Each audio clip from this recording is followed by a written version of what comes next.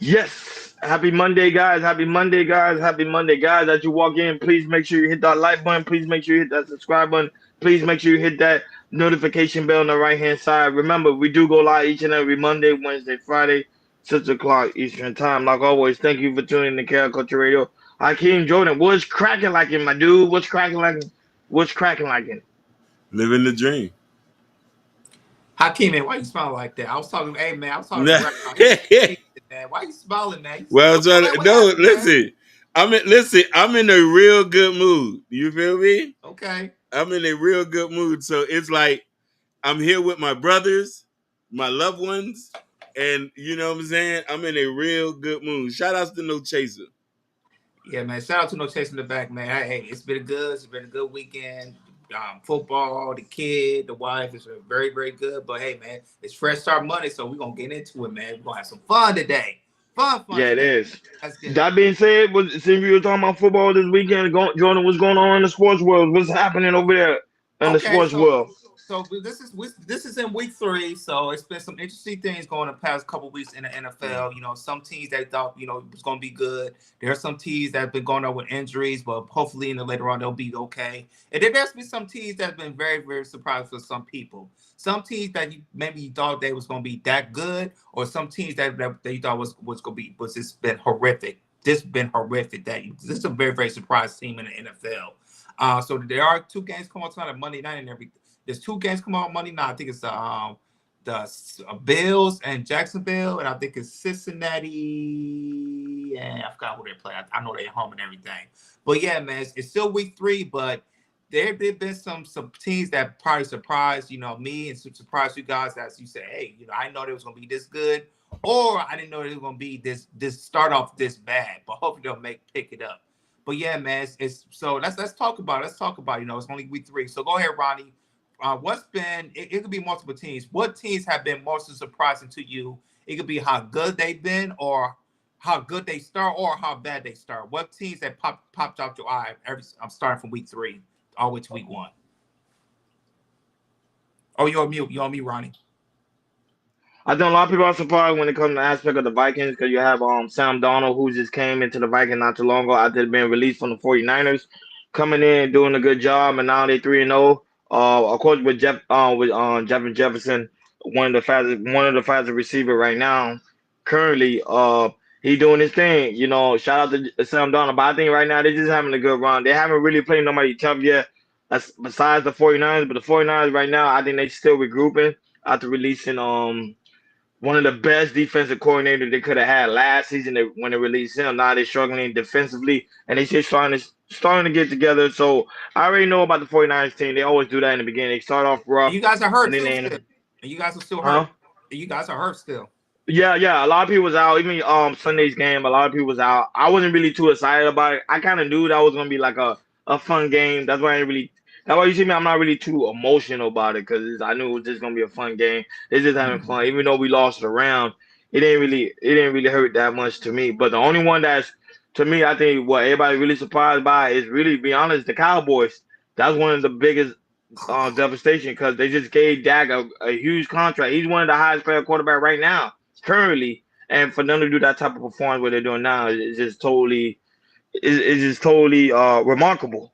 I think Jerry Jones is gonna get it together. I knew them playing against Baltimore. Baltimore was taking the lead. I knew the Cowboys was gonna come back and try to win it, but they didn't. So I think everybody really shocked by that because they both of them had two-time prime time Sundays and it's still not getting together. Detroit's doing a wonderful job. Atlanta's doing like a lot of teams doing a wonderful job. Even Pittsburgh, but I'm still wondering why they haven't started Russell yet. That's just to me, that's just Oh, questionable. that's But over. that's It's all. over. It's over. He ain't starting. With Justin Fields, it's 3-0. It's over, Ronnie. I don't think he's starting no more. It's over. That's just me. Well, Russell, no, I think Russell going. I think they're coming up with a system to get people confused, but eventually they're gonna get it together. But now that shout out to a lot of people that's in the building. Shout out to Ashton Williams that's part of the Shiesty Adventure, and shout out to Mimi that's also in the building as well. Go ahead, Hakeem. Shout Your outs to commentary. Mimi. Shout outs to No Chaser. A report card is a report card. That we just got to see how they're gonna finish in the end of the year. I say Pat Mahomes all day, Pat Mahomes City, Pat Mahomes World. That's it. For me, I would say this. Here's one team I'm very surprised by. I know they was gonna. For me, I didn't know they was gonna do so well, but that quarterback, even though he's a rookie, he has not been looking good, and that's the Chicago Bears from Chicago Bears. Caleb Williams. Like I said, he's a rookie. I know he's gonna stumble some things, but oh my God, this man has been sacked almost 20 times already in 3 weeks already. And I mean, and he's looking horrible. And the thing is, it's like from all the rookies that's been playing well, the Bo Nix from Denver, Jay Daniels from Washington Commanders, and there's another rookie too. I forgot the name too, but Caleb Williams, yo, he's been. I mean, I think they'll pick it up. He started, but he's been looking awful. I mean, I understand, like I said, and the thing is, with the thing is, I don't like about Caleb Williams because, like I say, he played for the USC, which is USC right down the street. When it comes to college, he was very good outside of the pocket running and everything. But the thing is, I had a question about was him staying in the pocket and throwing the ball. He has not been doing that in Chicago. When you go out of the pocket, you got to extend chance to make plays. But to me, he runs so much that the defense can kind of anticipate him where he's gonna throw in that, and he throwing interception, also getting sacked and everything. So I'm very surprised because all the rookies have been playing a little bit better than Caleb Williams. I'm very surprised how the Bears been looking. I mean, they just look, awful. I mean, ugh. And one team I'm kind of surprised about, and the thing is, they lost players too, but they still in it. And I have watched them play. It's the Buffalo Bills. The Buffalo Bills, they still look like a legit team. They run the ball more. Instead of passing it all the time, the defense is still solid. They still got Von Miller in the defense and everything. So yeah, Buffalo, I thought they was gonna slide down a little bit more, but Buffalo they look like the same team as last year, or they could be better and everything. So yeah, I think like I said, I think I had the Jets winning the division. I still do, but the Buffalo Bills gonna get the Jets run for their money, because the Bills, like I said, they have not missed a beat. I think with the quarterback, with the running game, I think they really pushed the running game really well. That's why I think that's kind of lean on. I thought losing to Stephon Diggs when they went to Texas, I thought that would be a huge blow, but it's not looking like that.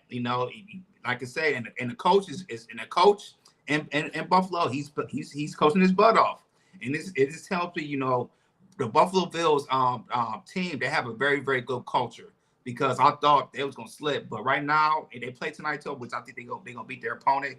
The Bills looking at them right now. They don't look terrible. They still look like the same team, and like I said, they can get the Jets run for their money. So those are really my two surprise teams. So yeah, the Bears has been the quarterbacks has just been looking awful off all the rookies. And like I said, I still give Caleb time. Like I said, this is his new year. He still got weapons. He's still got a great defense. So, I think he'll get better, but I'm just very, very surprised how terrible he looks, because right now he's the most sacked quarterback in the NFL right now with almost 20 sacks in 3 weeks. So I'm definitely surprised about that. No, I'm glad he's getting sacked. The whole point of a lot of these rookies, they gotta get touched so they could get it. Cause same thing happened with Brock. All the greats got touched first, and then the greatness come out. So allow him to continue to get touched, because that's how he got to feel it. I don't want him to be like Bryce Young. Bryce Young, you see that he got benched, and look at how Carolina's doing. They finally got their first win. So that's just how it is. You just gotta toughen it up. But that was it. The season just started. That was it. People continue to have fun, continue to root for your team. 40 all the way don't matter all the way. But I would say when they get to week 5, then we could really talk about who really is trash and not. But right now, it's still early in the game, and Buffalo, they will lose tonight against the Jacksonville Jaguars. I think they're about to wake up. That's it for them. But anyhow, shout out to Bobby Bryant, that's also in the building. Shout out to you, sweetheart. Thank you for coming through. Really do greatly appreciate it. Now that, but shout out to Mr. Muhammad as well. Blessings upon you too, my brother. Peace and prosperity to you. That being said, Jordan, what's going on with the money? What's happening with the money? It's money time.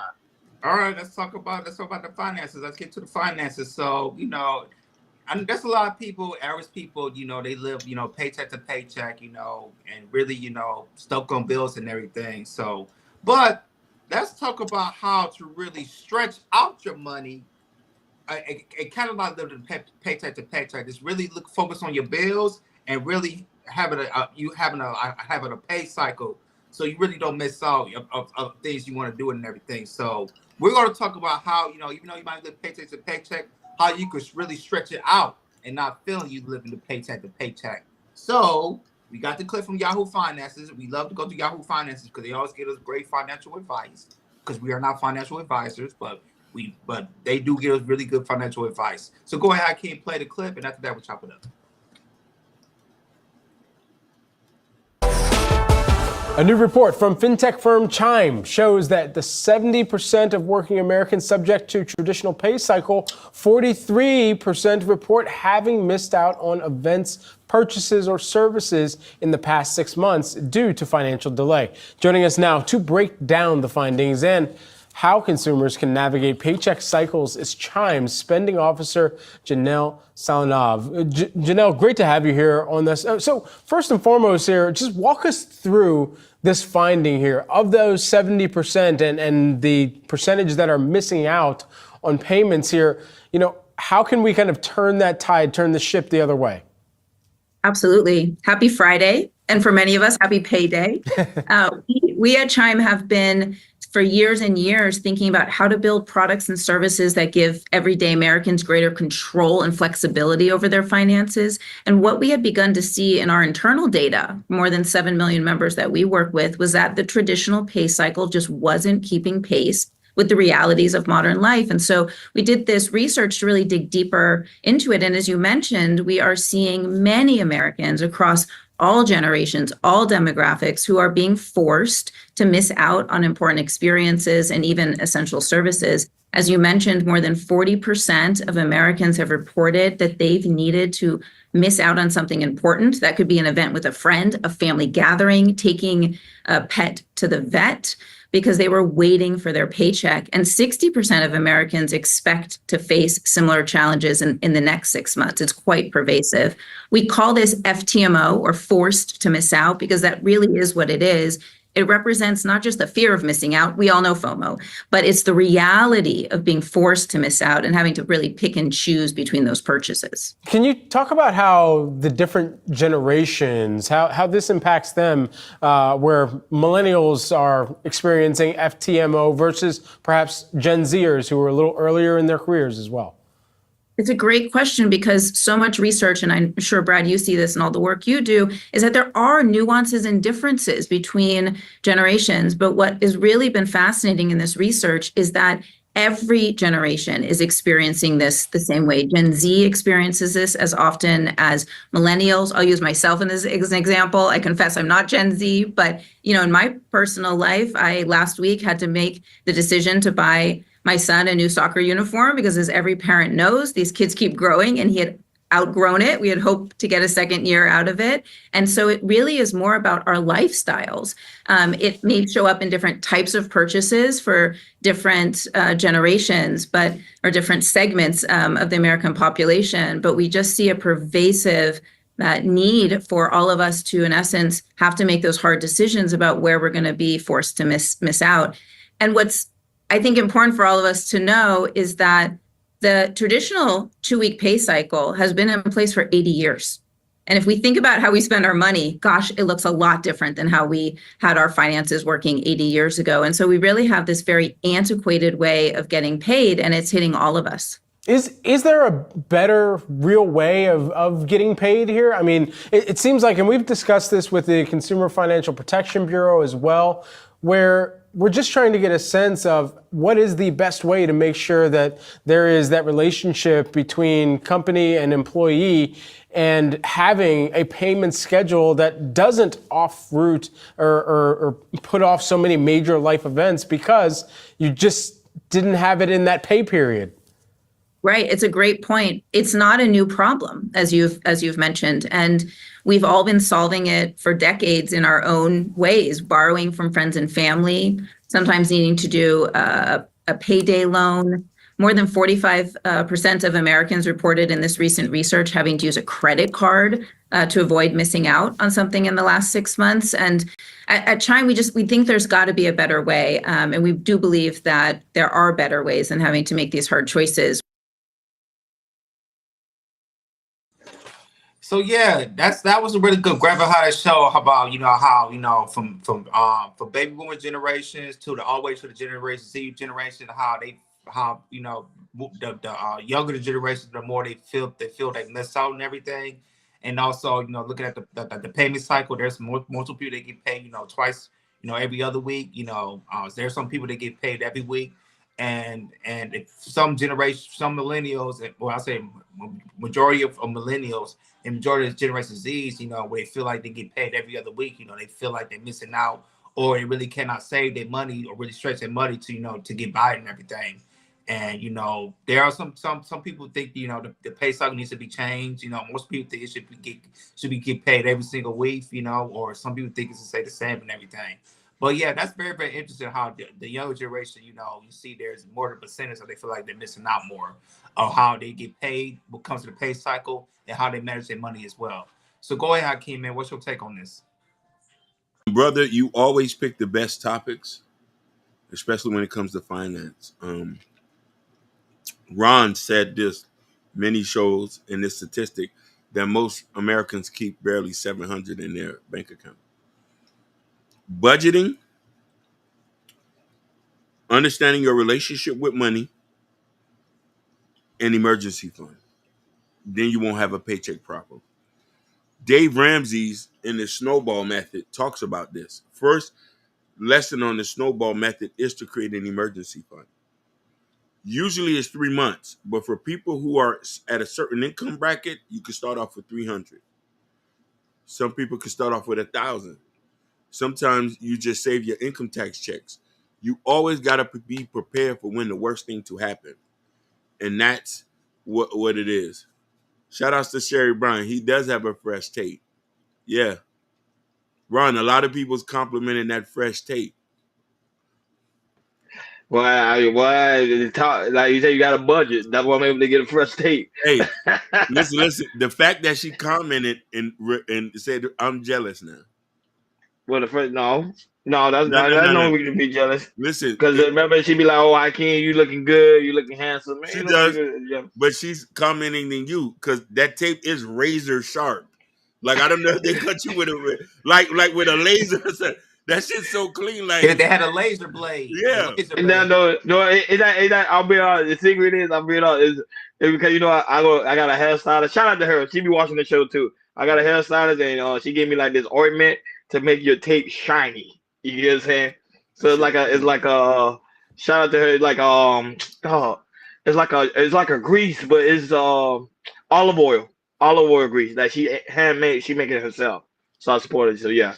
But shout out to like he said, it's razor sharp. Razor sharp. It's not razor sharp. I got a shave like last week. Hey, Sherry Bryan said, "Come close, baby. Don't get me my."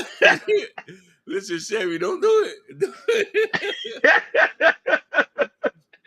Women just love the dreads, bro. They love the dreads. I'm telling you, the dread game is always on. I keep telling people dread hair doing the best, man. I don't understand. I'm just joking, but go ahead. Dreads, but I got Pablo hair. My hair won't go a half an inch. You know what I mean? I'm trying to be like Jordan. I'm trying to get my beard like his. I'm gonna be dreads on my beard. I might cut it off. My daughter's pulling it too much. Jordan look like the guy with the beard. No, don't cut it off. Don't cut it off. Oh yeah, what don't cut it off. If I cut it off, she's gonna be like, "That's not my daddy. That's somebody." Yeah, she's gonna cry. She's gonna cry. They gotta do a video because there's a guy that like freaking his daughter cut it off. Then you got, but now I have a shout out. I have a shout out to the mom running the Tom's Vintage that's also in the building. The mom father that's also in the building as well. Yeah, she look. I can't. She prefer low boys. I do. That's a Miami thing. That's a Miami thing. She love low boys, so it is what it is. Cowboys. The Cowboys until I die. Shout out to Jalen. That's also in the building. No. Pat Mahomes life. Kansas City. He win the Super Bowl. I'm moving to Kansas City.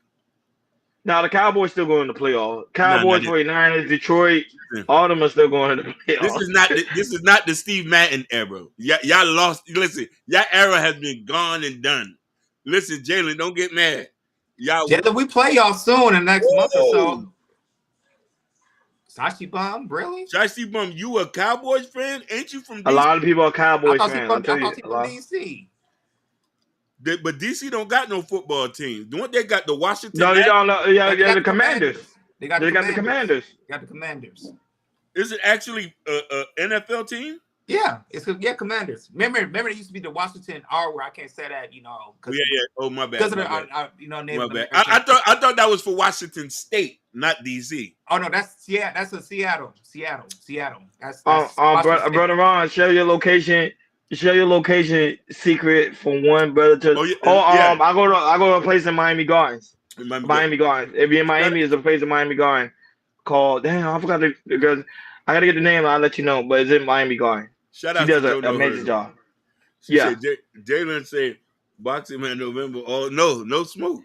Just because your Oh, Cowboys. you talking about him? Just because your Cowboys are soft. No smoke, baby. No, They play the 49ers soon, the Cowboys, but I ain't going to that game. That's in Dallas. I ain't going to that game. That one not. I'm going to the one in Dolphin when they play the Dolphins. That's the one I'm going to. It's around November, Jordan. So that's my birthday gift to myself. I will be at the game, closing center. Hey, yeah, that's my great for closing center. Go ahead. Listen, this is the best joke that Shiesty Bum has said. You could be a comedian. This was methodical that she said Hakeem watches soccer. He watching no football. Listen, when I see that I got it, I'm like, whoa. Because you know I'm a foreigner. Yeah. Hakeem, she got you good. She got me good on that one. She got me good on that one. No, but back to the main topic. You see, Sherry Brown, you threw us off track. You know what I'm saying? Don't give us no more compliments. You're gonna throw us off track. Yeah. No, but back to the situation. Budgeting is very important. I keep telling people you can budget. Even if you're not making a six figure, if you know how to budget, you can still live like a wealthy person, even though you're not even wealthy. It's just pretty much budgeting. Budgeting is the number one thing. People that live paycheck to paycheck, it's because the aspect they suffering through the lack of budgeting. That's why I watch Dave Ramsey religiously. When I watch the shows, you see people that called in who making six figure and they struggle so hard and they had such a massive debt. And the one thing he always say, are you budgeting? What is your budgeting like? And they budgeting be totally out of whack. They spending money that they really don't have. They think they have the money and they going beyond their means. But if you maintain that right budgeting and understand how much you make throughout the year, you could be able to still pay your bills, still be able to go on vacation, still be able to do what you need to do. And not that, even if you have a lot of children, you can still be able to take care of your children. It's the aspect of budgeting. Yeah. You don't need to go out to every expensive restaurant every weekend, planning for once a month, planning for 2 months, just budgeting. I'm telling you, budgeting goes a mile away. Go ahead, Akeem.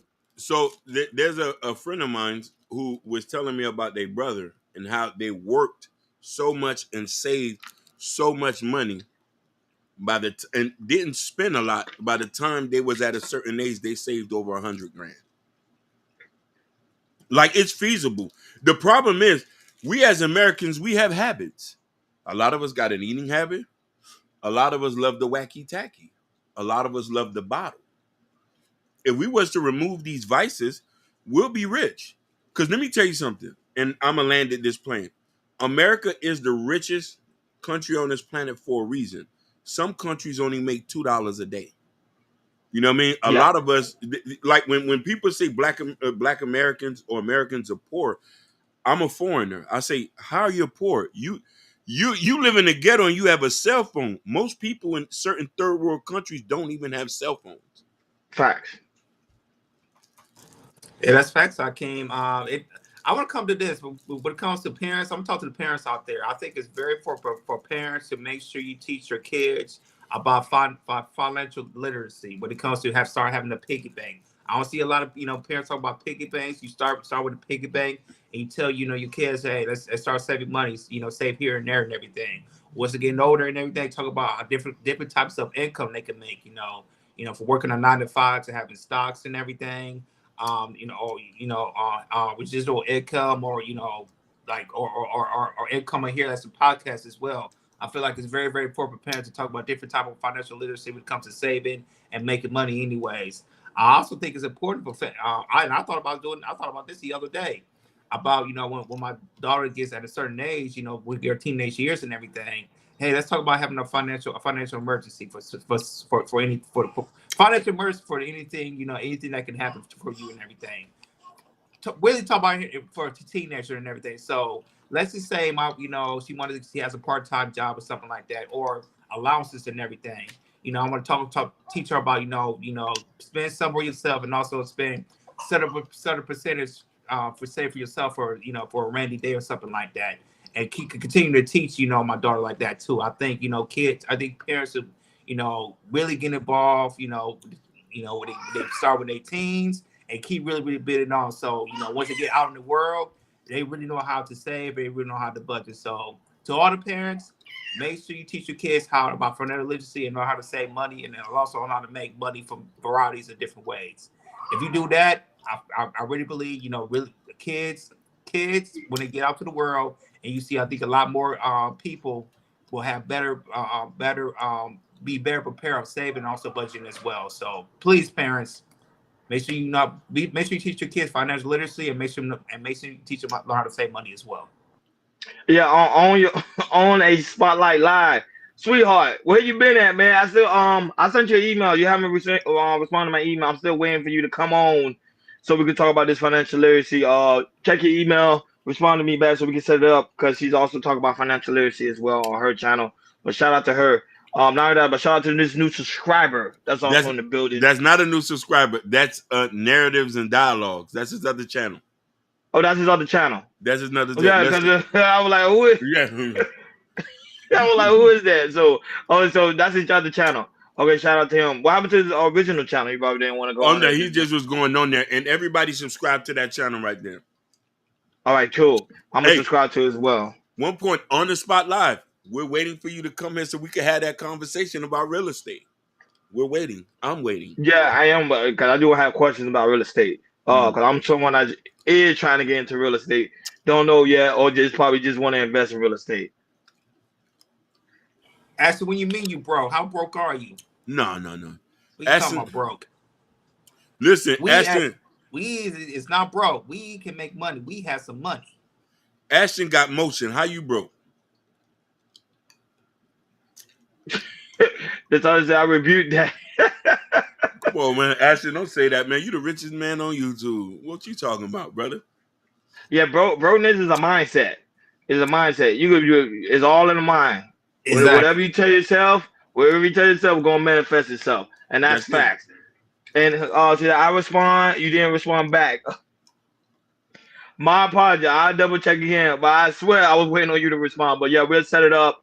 Hopefully, we'll set it up. Even if you want to make it a live stream or a dual stream, we can do that as well. So you can also stream to your audience as well. We can do that as well. Whatever you prefer. Hey, I love your content, Queen. You be getting it. Let's rumble. And that's why I always say, guys, man, shout out to those that are watching us on Instagram, Facebook, Kick, and also Twitch. Guys, make sure you follow. It's also so very important. Shout out to those that are watching us on Instagram. Our Instagram family is growing. They're starting to comment on the video. We really do greatly appreciate it. They was going in on us about the Nelly one. That was funny. But I would say, shout out to you guys, man. We really do greatly appreciate it. Also, those that are watching us on Kick and also Twitch. Follow. Pretty soon we will be on Rumble. We're working on that in the back. And also X, so be on the lookout for that one. I will come on for sure. I'll find you on I'll find you on IG now. Can't wait. Yep. Yeah, just email me your IG. We'll create a group chat, and then we'll set it up, and we'll have you on the show. Can't wait to have you on the show. It's gonna be a really, really dope conversation. Hip hop, Jordan. Hip hop. What's going on in the hip hop world? Let's talk about it. Let's get it. We're gonna talk about Young Dolph's murder, and his court was today. And looking at it today, it's been strange. His two killers confessed, and Yo Gotti's older. It was Yo Gotti's. My bad. Let me look at it. Yo Gotti's. Yeah, he has a funny name. Yeah, Yo Gotti's brother ordered a hit on Young Dolph's killers and everything, and even met the shooter right before they deleted Dolph. So I'm gonna read the source from TMZ. So the trial of Young Dolph alleged murderers is off to a bombshell start, as one of the accused shooters confessed on the stand and even implied his co-defendant. While testifying today, Cornelius Smith admitted he was indeed the man seen firing a semi-automatic in November of 2021 surveillance footage that captured the Memphis rapper superstar that got murdered. According to Smith, he had no emotions at the time. He took Young Dolph's life, and he was simply attempting to line his pockets with cash. 100 G's to be exact, paid by Yo Gotti's now deceased brother Big Juke, yep. who himself, how you say his name? Big Juke? Yeah, but you said Big Juke, all these southern names. Big Juke, who himself was got deleted in January. Smith also testified that Justin Johnson was his accomplice in the murder and fingerly him as the man fired the handgun. He also implied the other suspect, Hernandez Gavin, as his former drug dealer and the person who informed them that Juke had $100K bounty on Young Dolph. Smith said he and Johnson only knew each other for a few months before the shooting, but the plan was for him to take $40,000 each and give Gavin $10,000. His math isn't great, as that left a whole $10K unaccounted for, but Smith says he only managed to take $800 home when it was all said and done. Smith says they stalked Young Dolph ahead of his Thanksgiving drive, where they eventually trailed him to his favorite cookie shop and opened fire when he testified it. He said, "I wasn't feeling nothing at the time. I was just trying to get some money. I saw him standing by the window. I just got in the car and started shooting." The hit wasn't completely smooth. Dolph's brother returned fire, shooting Smith in his shoulder, his arm, his leg, leaving him bleeding before he patched himself up and made a kick to himself and everything. So the murder did confess to the shooting and also to take money as well. So go ahead, King. Play the clip. After that, we'll chop it up.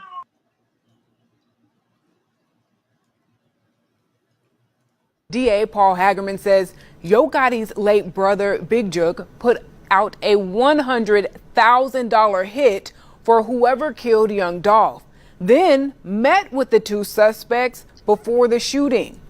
Here's a live look inside the courtroom as opening statements continue.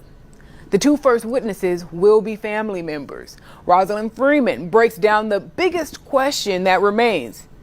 Which suspects will we expect to see in court today?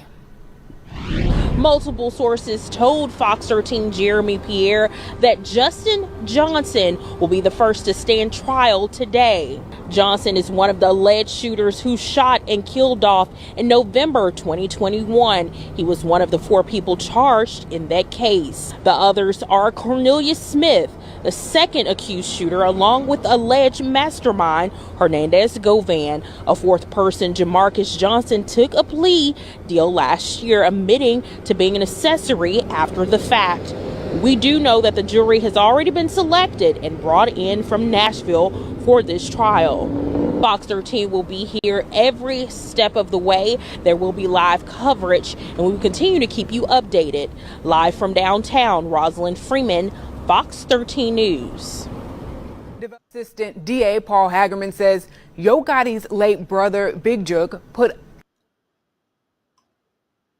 Yeah, man, so he finally, the killer finally confessed of what he did, and it is funny how, Yo Gotti's big brother, Juke, was involved and put out a hit on him as well. So go ahead, Ronnie, man, what's your take on it?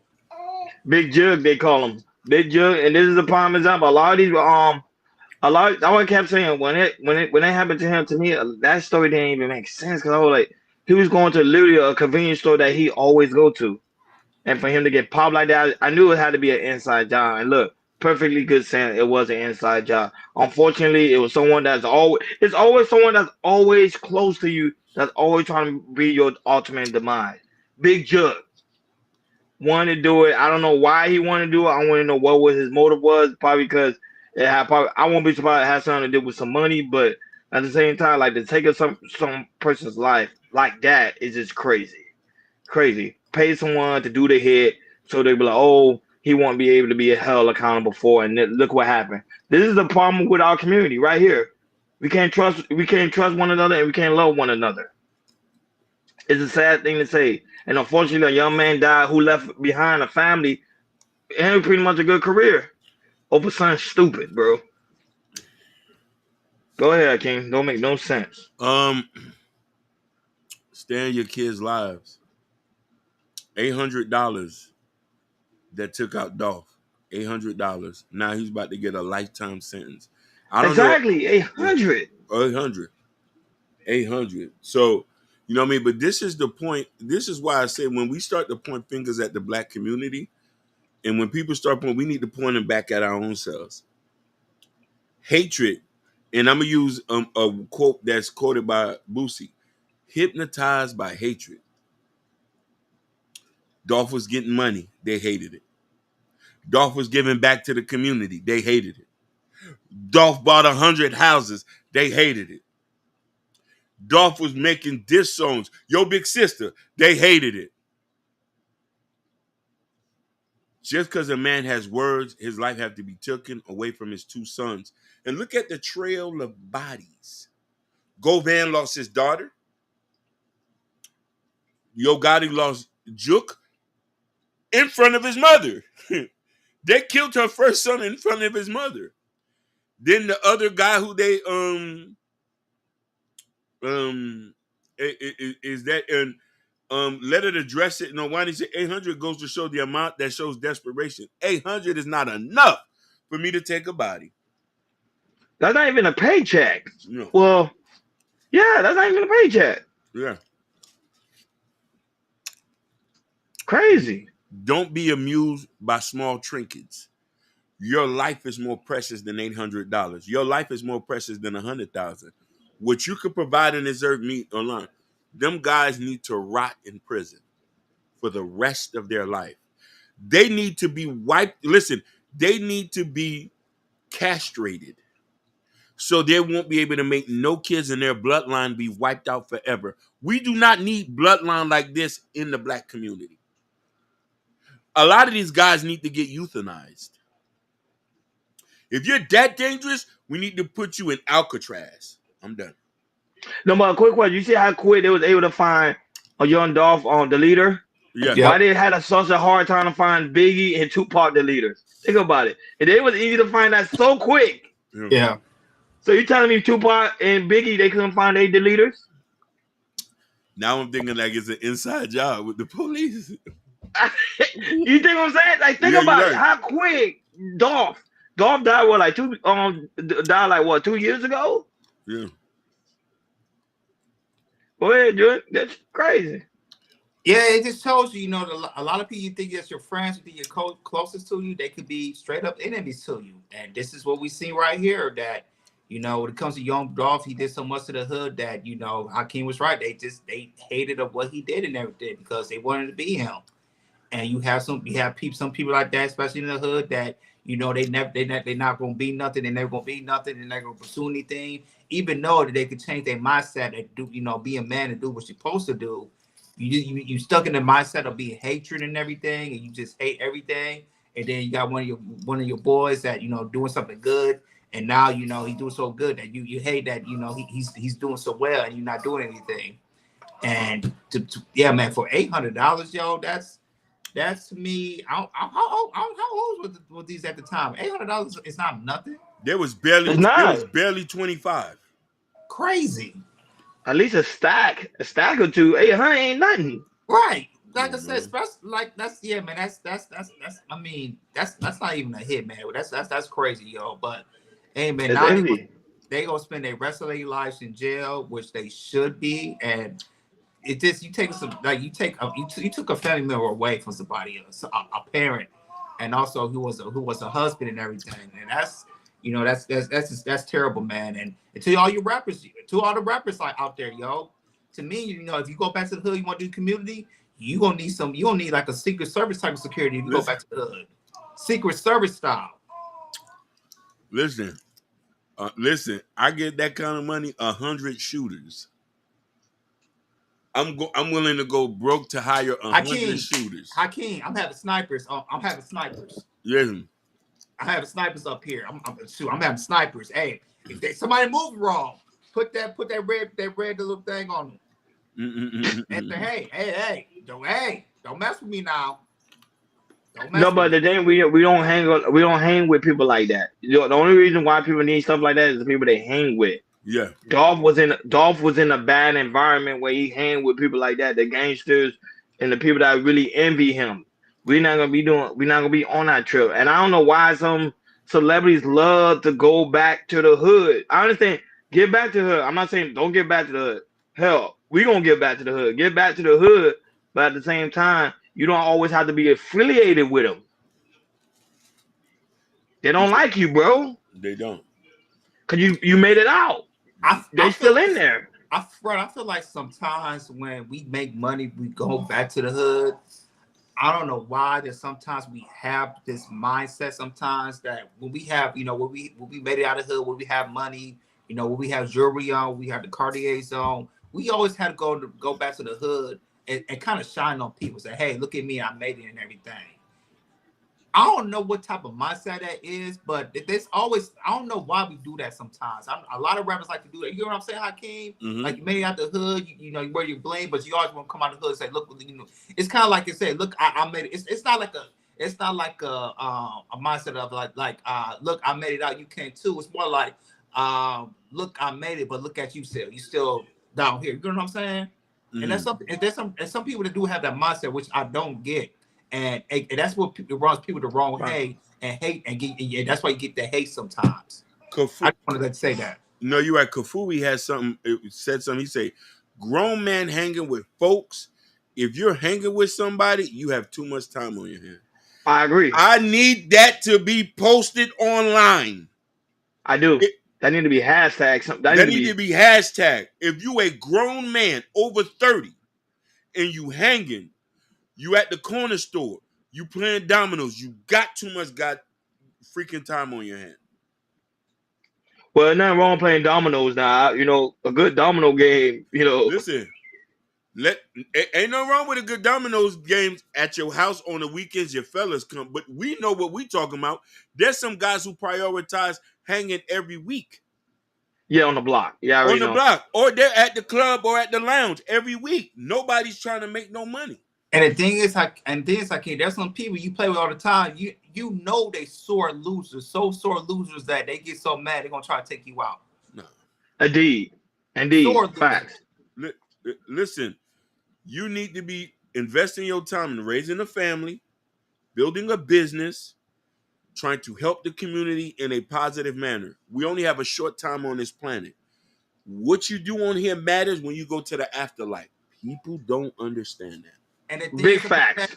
And the thing is about Hakeem, I mean, what Hakeem was saying, it makes your name so important into the community and for future generations, especially your kids. Like I said, you will be named from generations. A lot of people don't think about that. Like I said, once you're gone, people will be talking to you for maybe 50, 60 years. Yeah.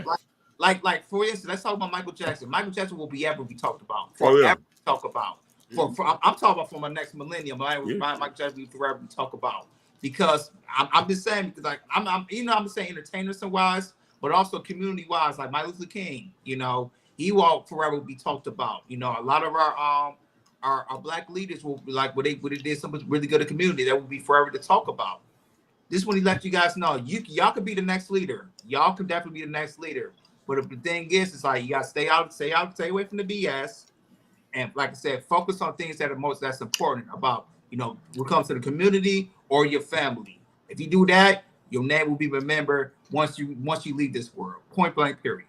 It's a sad thing, Hakeem. It's a sad world when you're 50 years old and you're still hanging at that convenience store. Oh my! The convenience store that got shut down. Oh my! Like you come I back, wait a do it. minute. I see it all the time. I see I it see all all the the time. time too. When I go back on the Pontiac, I'm driving like it's like this man still He's here. Like still when I there went at that Lamont, convenience store. when I rode with Lamont and we go around and everything, we'll stop myself at the store. I'll be like, Lamont, that man's still here. It's like, yeah, he's still right there. I'm like, dang, really? Dang. I can't do it. I can't do it. I Me can't do it. either. I love the hood. I love the hood, but at the same time, Yeah, I can't. you will I never can't. forget where you come from. Sometimes No. you gotta go back to this and realize that, hey, I made it out this far. Mhm. I get that. I like that. But you can't stay there for too long now. like, share, and subscribe. That Go bad, ahead. I'm sorry. One more before we go. That bad energy will come get to you. You be like, oh man, I gotta get out of here. That bad energy. I'm trying to tell you. Those that nah, I'm good. Those that I'm good. Like I be paranoid now. If I used to go to the hood convenience store, I'd be like, oh, man. Now I'll be like, I don't know. I'll be like, Ronnie, I think you in the wrong part of town. And it's the block I grew up in. That's the crazy thing. That's why you gotta like, share, subscribe, and hit that notification bell on the right hand side. Right now, we're getting ready to deep dive to different variety of topics, folks. Sit back and relax. It's Monday. Let's get it. Jordan, go ahead, big dog. Do your thing. All right, let's go. Let's get it. So the first topic I want to talk about, we're gonna talk about Shannon Sharpe. He was on his nightcap, and he was talking about how he wanted to appeal in a defamation case against Brett Favre. So with this, we remember, guys, we talked about this. It was 2 years ago. Oh yeah. Remember with the Brett Favre when he was still The fraud case. Yeah. That fraud case and everything. Mm-hmm. And Shannon was talking about this a few years back on Undisputed, right? And he Right. was stuff about Brett Favre. And then Brett Favre got pissed off at Shannon that he sued him. He sued him for defamation. And Shannon was fighting it for a couple years. And so I'm gonna read a little bit about it. So in 2002, Favre's name was listed in the scandal regarding the misuse of welfare funds, including $5 million for a sports facility at the University of Southern Mississippi. Within the following years, Shannon Sharpe discussed this matter on Undisputed, and this led to Favre filing a defamation lawsuit against Sharpe, which was dismissed last year. An appeal was recently denied on September 16th. So Shannon Sharpe responded to this the other day because Brett Favre was mad about it, and Shannon said he spent a whole lot of money to fight this case, and he won this case. Now we don't know if Brett Favre is going to take it to the Supreme Court, whatever. He can do what he wants, but I remember we talked about this too, and we said our piece about it, and and Shannon said his piece about it, and Brett Favre didn't like it, but unfortunately Shannon Sharpe didn't want about this. So go ahead, can you play the clip, and after that we'll chop it up.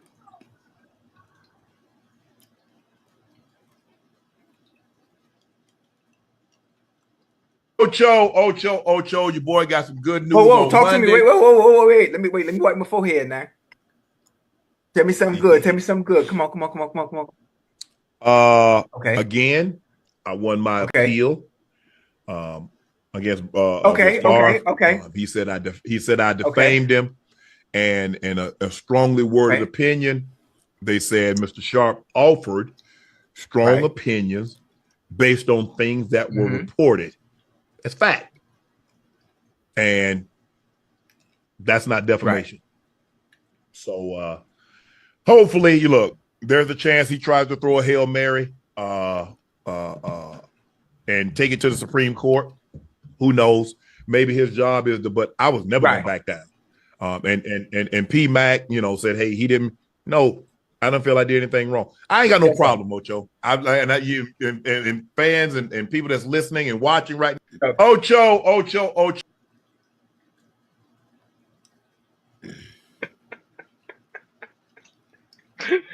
Man, Shannon Sharpe is a huge dude, boy. Yeah.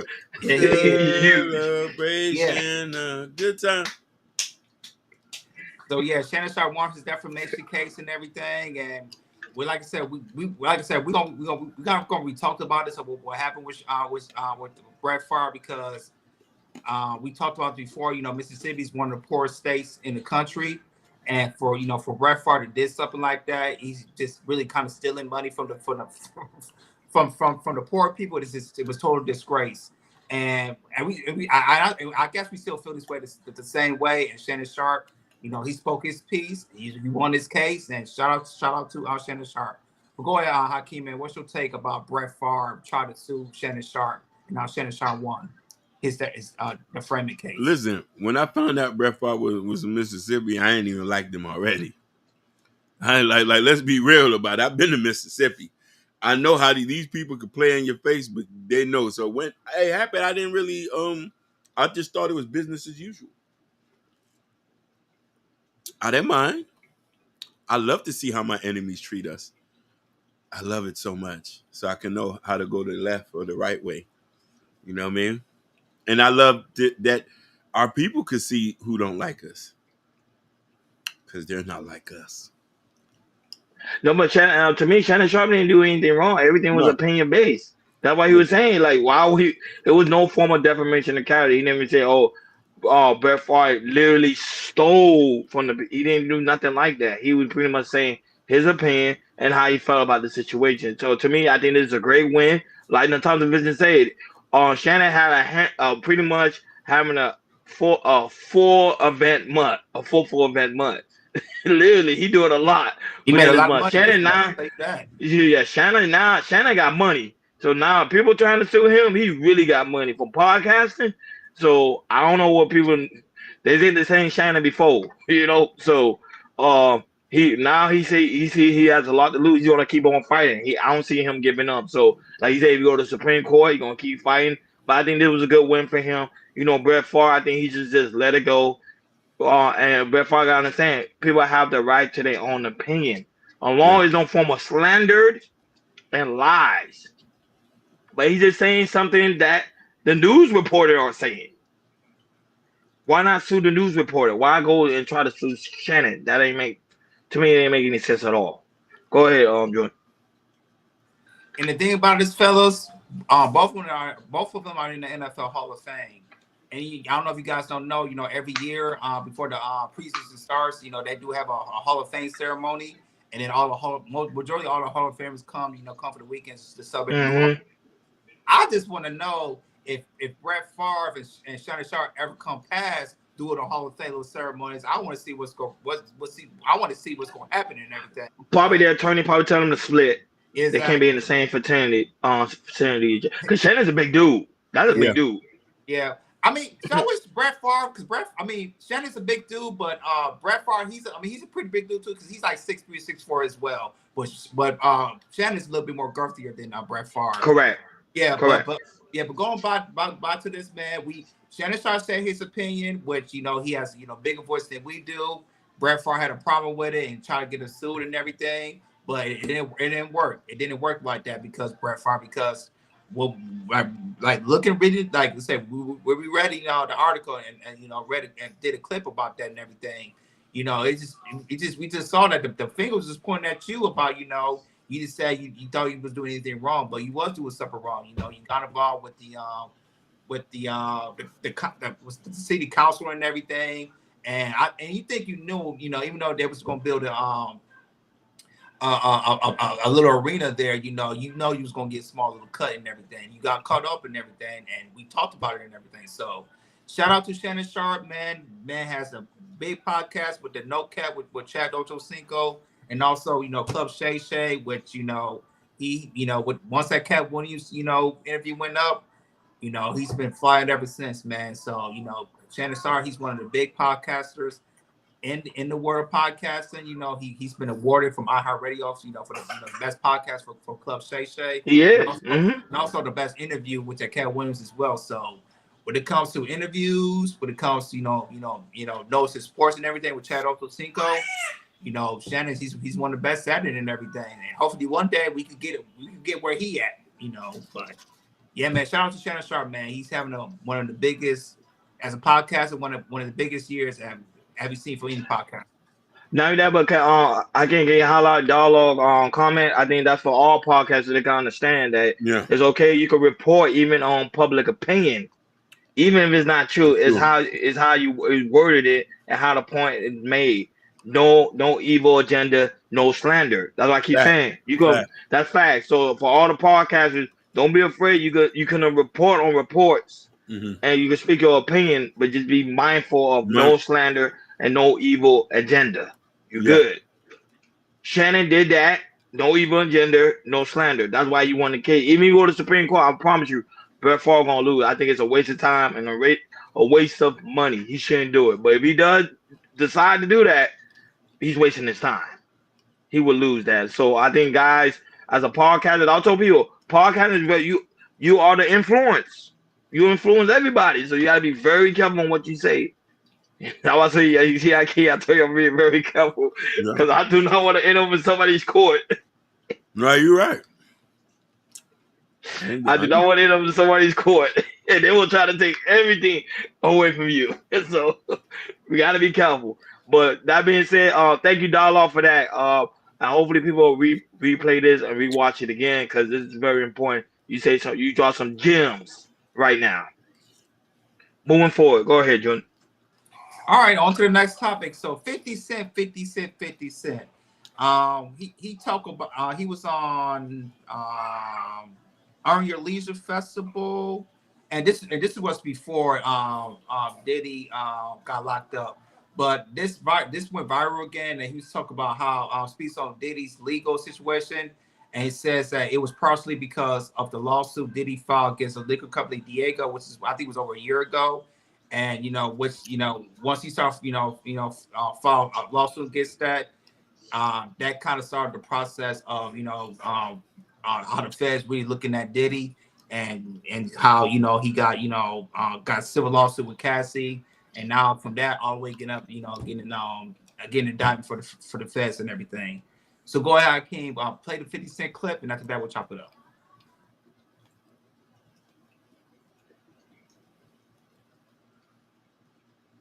Experience with major corporations like my particular experience with Beam Suntory, it was great in the beginning. It's great for us to work for them.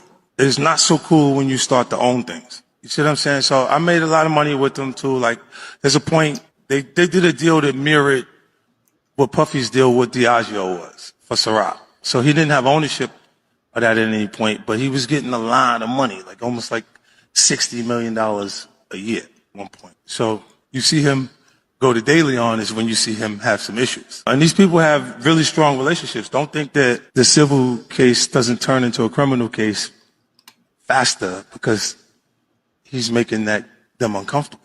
That's a big part of it. The spirits businesses get things to a point where you can do the right numbers. They incentivize the sales force by giving them box bonuses. And then when you sell a product, you get the bonuses off the boxes that's there. But you make that no matter what product you're selling.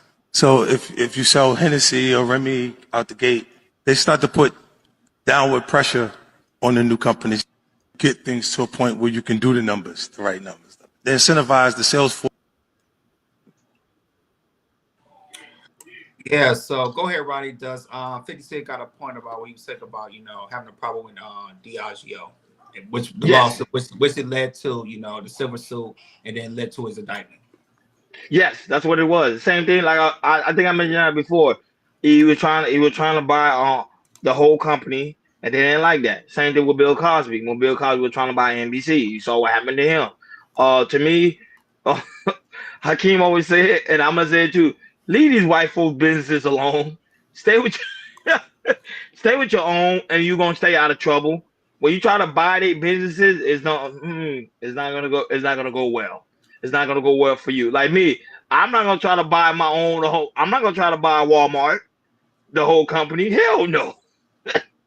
I'd rather create my own. If I want to do that, I'd rather create my own convenience store and build my own legacy. Because you try to take one of theirs, they're gonna take you down. That was at 50 Cent was very smart. He understood the business. You think about it. 50 Cent at one point was partnered with them with Vitamin Water. You saw he shared his shares of vitamin. He said, "Yo, it is what it is." I don't even think he probably don't. I think he have a small majority of share with Vitamin, but he don't have a big share with them anymore. And he was like, "Yo, I'm gonna go ahead and do my own thing." And you see what's happening. He's building his own empire. P. Diddy said the same thing. He could just build his own liquor and just focus on that. But since he wanted to try to buy him out, this is what he's going through. They're trying to take him out. I'm just keeping it in 100. Go ahead, Hakeem. Yeah, Kafui. Yeah, we definitely narrative and dialogue. We definitely going to cover that. But when it comes to this, I don't think him trying to buy a liquor company has anything to do with it. It's like a lot of allegations with that. But I do agree with buy black, stay black, so you won't be in this type of mess. You feel me? So it's just the way to do and try to make money with your peoples. All right. On your spotlight last day, yo, Bill Cosby drugged and assaulted people. Those are the crime he went to jail for. Yes, you are right. However, stuff about him wouldn't come out until he was trying to buy NBC. Nobody knew about that at all. But you never know. There could be some coincidence on the spotlight. You know what I mean? Back then they used to exactly. I King, how all of a sudden nobody knew that about Bill Cosby at all. But then when you try to buy NBC, boom, all this stuff coming out about him. Same thing with P. Diddy. Everybody knew P. Diddy had a freak off. This ain't nothing new. Everybody knew. They knew he was very sexual, and they knew he was crazy like that. You know, remember he was always dancing and partying. Remember he was a club guy. Everybody knew that. But until you try to buy D'Angelo, you saw what happened. Mm-hmm. Huh? No, you're right. Oh, it's that how you say it? I don't know how to say it. Don't ask me a dialogue begin on me because I'll be butchering his day. Oh, because I kept saying Kafui. He said Cud Fooey. It was like, oh, coffee. Coffee. I can't stop. Narrative and dialogues. I'm gonna get it right. You gotta use Google. I can't speak to Google. They're gonna tell you how to pronounce it. Yeah, I gotta like copy that and paste that in. Dialogue. Yeah. On your own spotlight, say even if it's true, then there will be nothing to get from it. He's what actually heard me. Yes, I agree with you 110%. But my thing is, nobody would have knew that was going on with Bill or with P. Diddy if they was not trying to buy these people companies. You can invest in them, but don't try to buy them. That's when things get ugly. Go ahead, Jordan. Yeah, and that's the thing. You know, when it comes to money, make sure it's your own money. You know, make sure it's all black owned. You know, if you work with somebody, you know, make sure you get a certain percentage and everything, and don't make sure it's not a 360 deal. Which, you know, you might get some money, but you know, the person that you deal with, they still get all the money and everything. And then, like I said, y'all, you said right, Ronnie. You know, we heard about the freak offs for decades and decades and everything. Freak offs. And eventually, you know, with that lawsuit, which I think it had an impact of him, you know, going to the Cassie, and now it's going all the way to him getting indictment and have federal charges against him and everything. And you see 50, you know, even though he might be beefy with a lot of people, you know, he might be petty with a lot of people, but at the end of the day, you know, you look at Diddy, you look at 50 now, you know, 50, you see 56, you don't hear anything. You know, when 56 came out back in 2001, you know, it's been a lot of beats, but when it comes to the money and not being the BS, he's all about his money, he's all about his business and everything. Look at him now. Now he has the you know, the G-Unit film studios and everything, and he does some good things down in Shreveport, Louisiana. And his own company. Over a month ago, he had a little festival right there to, you know, bring more money to the economy of the city of Shreveport, Louisiana. And right now, like I said, sooner or later, he's going to be the next billionaire and everything. And like I said, we don't know nothing from him. We don't know anything from 50 Cent, you know, doing anything back in the years. We ain't hearing any rumors like we did from Diddy and everything, you know. Also with Bill Cosby, even though there was some rumors, but it didn't really hit until he was by NBC's, and then all these, you know, allegations came out with a lot of women back in them all the way to the 60s. You know, so if you, like I said, 50 Cent got a point, you know, if you follow 50 Cent the last 20 years, you know, from a rapper to an actor to a producer, and now, you know, to his business and everything, he has made some right business moves. And right now, he's doing good till this day. And I know he's been, you know, when it comes to Diddy, he's been dogging Diddy about certain things. But, you know, I think, you know, maybe because Diddy, maybe he was dogging him from the clouds or something we don't know about. But, you know, at the end of the day, you know, it's unfortunate what Diddy's at right now. You know, he got called up, but on 50 sides, he's doing his thing, and eventually, like I said, he's gonna be a billionaire. So shout out to 50. Dialogue. The shirt is if you like the shirt what Jordan got on, it's in the description. And I think it's also pinned. It's also on the video. I think if you look at the video, it should be there. You can just click it and it comes up. Yeah, that purple shirt is on another link. It's not the link under the description. That's from the old link. Oh, that's from the old link. So you got to put the old link in the chat then. Yeah. But then the old link is actually in the community tab. You look in the community tab, and the old link is still there, if I'm not mistaken. So yeah, but Joe don't hurt him. I agree with you. 50 Cent is speaking the truth. That's what I'm saying. When we're trying to buy out their businesses, that's when things start getting ugly. That's what I'm saying. Just create your own. Shout out to White Hot. That's also in the building. He said they took Bill Cosby's son out one attempt to the purchases. That's what I'm saying. Nothing happened until he was trying to buy NBC. Yeah, that was crazy, man. Because I never heard about Bill Cosby getting into stuff like nobody did. That's why it was very shocking. They were like, Bill? This is the guy that created A Different World, The Bill Cosby Show, Fat Albert. Bro, it's so many. How many stuff Bill Cosby created? I think he created, I think he did literature for like kids to teach them how to read. Bill Cosby did a lot in the 80s. And the thing he was a pioneer. Huh? And the thing about it, Ronnie, the thing is like I heard this from another podcaster too. He was talking about at the time when Bill Cosby, you know, was doing his thing back in the in the 70s and 80s, he really didn't have nobody like have his back until the allegation came out and everything. Like Eddie Murphy, Chris Rock, a lot of comedians that's back in the 80s and 90s and everything. Because the thing is, like a lot of there's been rumors that it wasn't rumors. Even Eddie Murphy said that back at Raw and everything, Bill Cosby didn't like how Eddie Murphy was doing his comedic ways and everything, and also from Richard Pryor and everything, and and it kind of rubbed a lot of comedians in the wrong way in a way, and it kind of left Bill Cosby like by himself and everything. Because once the allegation came out, he was doing this with all these type of women and everything. Nobody was really supporting him like that. You haven't seen like big comedians really support him like that. Only people you heard that was kind of supporting him was the people that was on the Cosby Show. But everybody else didn't support him because they felt like Bill Cosby was chastising a lot of comedians who was trying to make money, and it rubbed a lot of comedians the wrong way.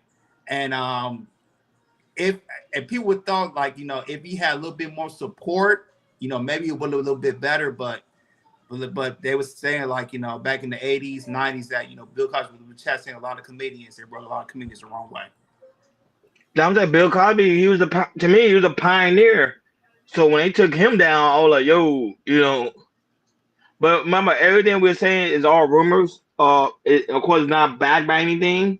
But to me, it didn't make sense. When soon he was trying to buy NBC, they were like, yo, all of a sudden, all these allegations just coming out. Left and right. And now Bill Cosby is blind. And, he's going to spend the rest of his days, in a peaceful home. And just, that's what it's going to be.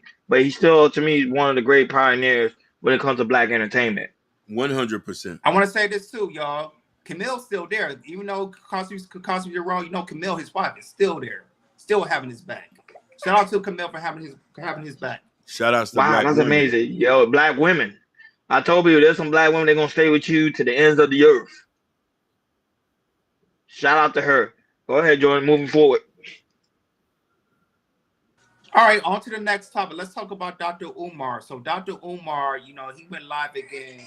And he was talking about how, with the Diddy case, it's kind of getting away, it's kind of overshadowing the election, which Ronnie, you did say that. When the election comes, the Diddy stuff's going to come out. And also, he talked about, also talked about Hugh Hefner, when back in the 70s and 80s, and how, he was doing all this freak outs in the Playboy Mansion, but he didn't get locked up like Diddy and everything. And so that. Which it was true. It was a lot. There was a lot of stuff was going on during the Playboy Mansion in the 70s and 80s. But go ahead, Clean, play the clip, and after that, we'll chop it up. You see how you mentioned Hugh I don't know Hefner, why Hakeem? Yeah. they did it at this time. I'm talking about the timing, not just the agenda, the timing. You know why they gave black people Puff Daddy during election season? You know why they gave black people Puff Daddy during election season? The reason they gave you Puff Daddy during election season, the reason they decided to serve up Sean Puffy Combs a few weeks before the election is they want to distract you from the laws that they are passing. They want to distract you from the policies that they are enacting. They want to distract you from the initiatives that they are implementing. This is a distraction. And because they know black people love to see black people disgraced, humiliated, and destroyed. They know black people love to see black people disgraced, but you don't know why they did it at this time. I'm talking about disgraced, humiliated, and destroyed. They said, throw them one of their own. Let's lynch another Negro today to send all the black people over here while we take care of business over here. This is a grand distraction. They always do this when they're planning something really, really big that they don't want black people to pay attention to. They always do this when they're planning something really, really big that they don't want American Negroes or Africans around the world to pay attention to. And we fall for the bait every time. There's nothing wrong with a conversation on Sean Puffy Combs. But when you scroll through black Twitter and you scroll through black Instagram and you scroll through black Facebook and you scroll through black TikTok and all you see is gossip and conversation about one man at a time like this, then you know you are engaged in a grand distraction. Sean Combs is a distraction. And anytime you see something like this, you should ask yourself, what are they trying to distract African people away from? Right. One of the things they want to distract you away from,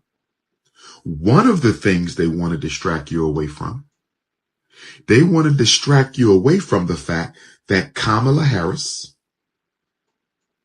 and Donald Trump have no agenda for African people. One of the things they want to distract you away from. See, before they gave you Sean Puffy Combs on a silver platter, before they broke the news on Sean Combs, we were asking Kamala, what are you going to do for us? Before they broke the news on Sean Combs, we were asking Donald Trump, what are you going to do for us? Distract you away from. See, before Hugh Hefner had a living freak off. Hugh Hefner had a living freak off at the Playboy Mansion. He did. Puff Daddy had intermittent freak offs. Hugh Hefner had a living freak off, 24 hours a day, 7 days a week. Nobody said a word. This is nothing but a distraction from the election. This is nothing but a distraction from Kamala Harris's procrastination. Hugh Hefner had a living. Why hide? That's facts. They took the odds of the second assassination attempt on Trump. Facts. Yeah. But go ahead, Joe. Shout out to Nidus who's in the chat, man. Appreciate you, big dog. Shout out to Nidus. Make sure you check he guys live. He comes on around. He's around the midnight, early in the morning, midnight. So go check out Nidus' channel, man. Also have good content. Go talk about a lot of good things. A lot of great information coming out from Nidus. Go on, Hakeem, man. What's your take on Dr. Umar about? Hey, I'm gonna have to. I'm I'm gonna have to agree with him a little bit. every time it's an election, they'll sacrifice one of our own to distract us to do. You know what I mean? And then I say, like, who do we vote for? The lesser of two evils, or damn, Puffy just got locked up. Yo, when I think about it, that shit just seems so weird. At all this moment, they locking up Puffy when he just paid $30 million like last year. Like, oh man. Yeah, my mom told you guys it was gonna. I told you I was gonna happen. I said as we get closer to the election, they're gonna talk about Puffy Cone, and I kept telling you, y'all go back and watch the video. I kept saying that. I said, wait, they've been very quiet about Puffy. And now all of a sudden, elections are what, like a month away, Mm-hmm. and then look, boom, Puffy Cone. Like I always tell people, freak offs always been here. A lot of these celebrities always have freak off, from the Playboy Mansion, you name it. From celebrity parties, hell, Hakeem, half of the people, some people was actually working on some of these freak offs. They're not talking about it though, because they don't want to be in that the grand jury, so they're not gonna talk about it. So this is nothing new. Umar made a good point. Normally, I don't agree with Umar on everything, but this one right here, he's right 110%. Both parties don't really have too much of an agenda when it comes to how to build the economy. Except Trump really adamant about building the economy. I'm with him, and also immigration. But the other side, Kamala Harris, don't really. She's not offering anything. So, and then people are not paying attention because they're worried about the freak off. They're actually paying attention. Okay, this election is literally around the corner. Who are we gonna vote for? Who are we gonna vote for our local official? Who gonna vote for our governor? We're not paying attention to anything like that. Right now, all we focus on old P. Diddy and who is in these freak offs. That's all we're paying attention to. That's all our mindset is on. Too many people are focused on one thing, P. Diddy and these freak offs. And I think it's a big major distraction. That's why I say I already felt something was wrong when I saw like everybody talking about P. Diddy and nobody talking about what's going on when it comes to the politics and Trump almost being assassinated twice. Yep. And I think it's gonna be a third attempt too. Mark my words, it's gonna be a third attempt as we get closer to the election. So people need to really slow down and really open up their eyes, especially our people as well, and see, okay, what is going on, and is a bigger picture than what beats the eyes. And now that we still have an illegal immigrant still coming into this country. Talk about it. But I keep that on the hush hush for another show. But go ahead, Jordan. Yeah, I know as Black people, we like entertainment. We like, when it comes to Diddy stuff like this, we know all about his freakos last, just him or a lot of rumors in the past seconds and everything. And then finally, he gets finally locked up and everything. And majority of the big media companies, CNN, Fox News, all majority of the big media and also bloggers, off of the internet too. They throw this at you around the time of his election and everything.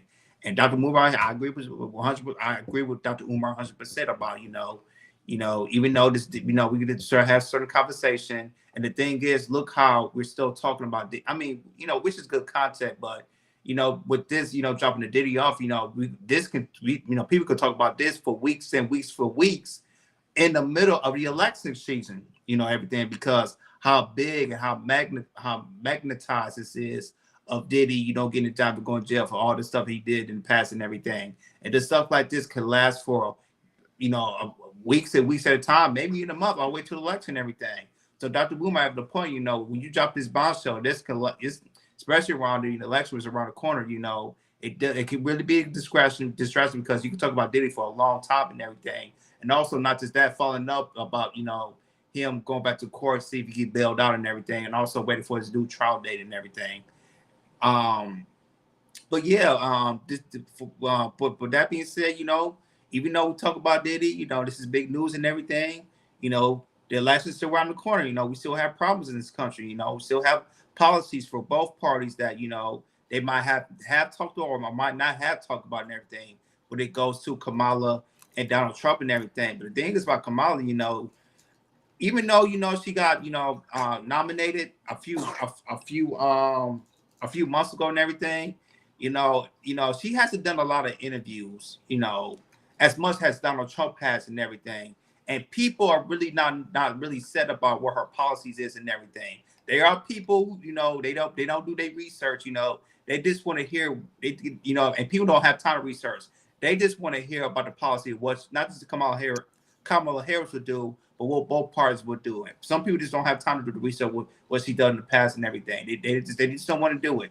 I believe they should do it, but they don't do it like that. So, you know, when it comes to, you know, the election, when it comes to, you know, the Diddy, okay, cool. But focus on this election coming up. You know, if you're on Donald Trump's, if you're riding on Donald Trump, if you like it, if you don't, you know, keep see what he's gonna do. Same thing to Kamala. If you like Kamala, if you don't like Kamala, see what they're gonna do, because it's very important. You know, when the election season comes, and you know you're not knowing what's going on in America, and not knowing what these elected officials, you know, to be the next president, or what they're gonna do to change what's going on in this country. So be very, very. Don't be so one-sided of this Diddy topic. This Diddy trouble, and remember, you know, the election is still around the corner. Don't forget about that. No, but shout out to Next Level. That's also in the building, guys. Make sure you subscribe to the channel. Next Level is in the building. No, but Shai Simone, you're right. People can choose to decide if they want to talk about Diddy or the presidential election. The problem is when you have everybody in the whole United States talking about one subject, that is a problem. I mean, there's a major distraction. Not only that, these major networks are being controlled by the power that be, so they can choose to decide, okay, what we're going to talk about today. They're not going to talk about everything that's going on within the world, and not only that, what everything that's going on within the United States. Like I stated before, there's still illegal immigrants still coming into this country. They're not paying too much attention to it. The only thing they talk about right now when it comes to the immigrant, they're talking about, do Haitian eat cats or not? Oh my God. And now the Haitian people are protesting Trump because of the comment he made. That's the power of the media. The media is going to pick and choose which one they want to talk about. Today they're talking about P. Diddy, today they're talking about the Haitian, and then tomorrow they're going to talk about Trump. Talk about everything. Just don't focus on one thing. And now that a dialogue even said it right now, they were talking about Janet Jackson, talking about Kamala Harris not even black. But nobody's talking about it because they focus on the freak off. Go ahead, Jordan. And we're gonna go right to the next topic, Ronnie. And that's speaking of Kodak Black. So Kodak Black went viral. Speaking of Donald Trump's about his comments about Haitians, about eating cats and dogs and everything. So go ahead, Hakeem, play the clip, and after that we'll chop it up. I'm gonna eat a cat. That's what I'm gonna eat. I'm Haitian. I was Haitian before it was cool to be Haitian. I get why he did that. Why he had to put that one first. I'm gook out. Even on a Haitian. You know what I'm saying? Because I ain't prejudiced, I ain't biased, and I ain't racist. I love Israel. I love all countries. I love everybody. You hear me? Because I'm a warrior of Christ. And whatever a motherfucking appetite is, bro, that's their appetite, homie. If I wanted to eat a cat, that's what I'm gonna eat.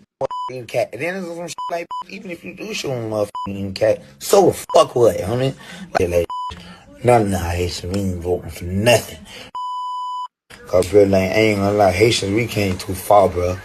We came too fucking far, homie. We came too far, bro. We came too far, bro. We already, like, surpassed all that. Oh yeah, Haitians. I'm gonna sell my soul for what? I was already a zombie when they found me. To who? How? I'll take no Haitian slumber. We ain't take no damn sweating. I ain't not no slumber, but the people. Period. He ain't finna say, oh, all white people, oh, every person with blue eyes. Fucking devil, homie. He ain't gonna say that. Because that's prejudice. And that's bias. Cat. And then there's some shit like, even if you do show them motherfucking cat, so the fuck. Trump said I can't. He said Trump said, I don't know. Hakeem, you better get her. I don't know what Kodak is talking about. Hakeem and Ron, I'm gonna need you guys' help on this one. Go ahead, fellas. Wherever y'all want to do, go ahead. I don't know. Go ahead, Hakeem.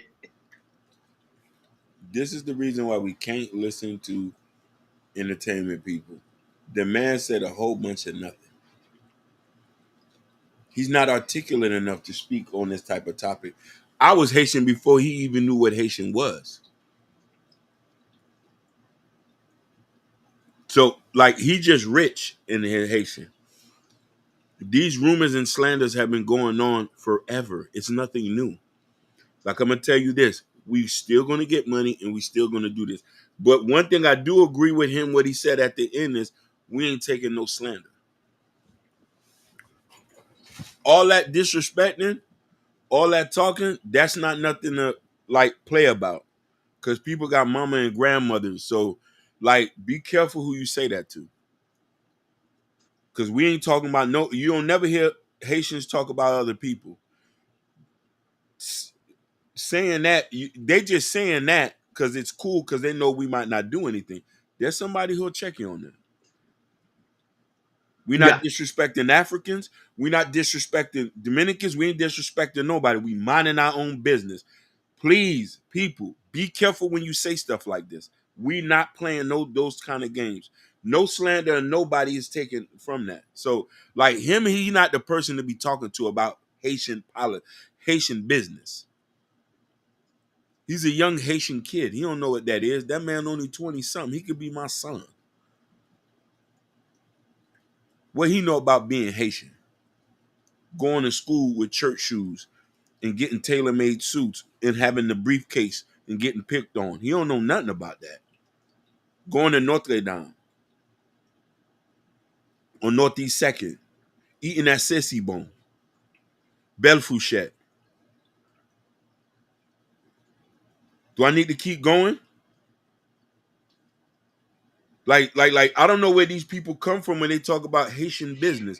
Y'all don't know nothing about that. He just, please stop. Like, he just need to be Haitian in his own time, not Haitian on our time. Please, brother.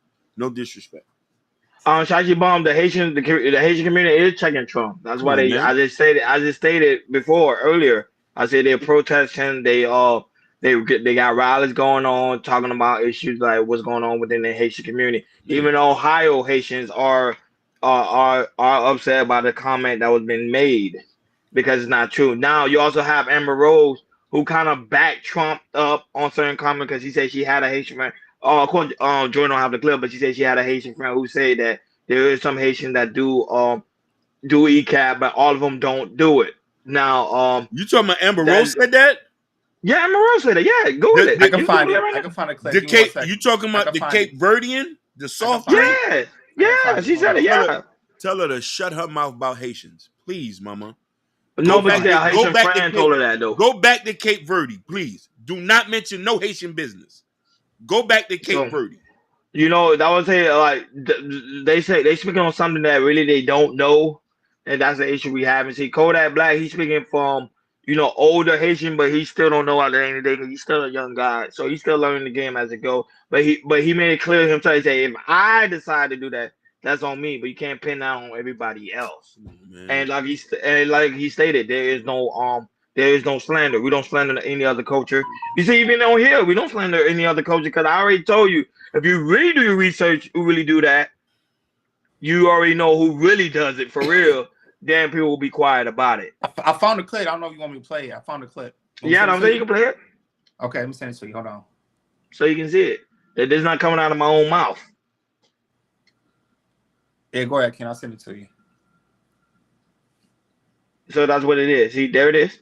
So Trump and Vance have been accused of recently of being really racist, especially Ohio, right? The eating the dogs, the Haitian community. Why is that racist if it's true? No, but it's not true. No, that's the thing. No. It's not true. No, it's not that because people have come out and said that their cats and dogs hung up in front of people's homes and they saw with their own two eyes. Now, regardless of I don't know what they were saying about the Haitian community. No, about the city council guy or whatever that said that wasn't true, right? Anyone can say that it wasn't true if they didn't hear about it. We saw it all over social media, so I don't think that's racist. I'm so tired of the racism. I believe the Democrats are obsessed with race. Just leave it alone. Trump wants the economy better.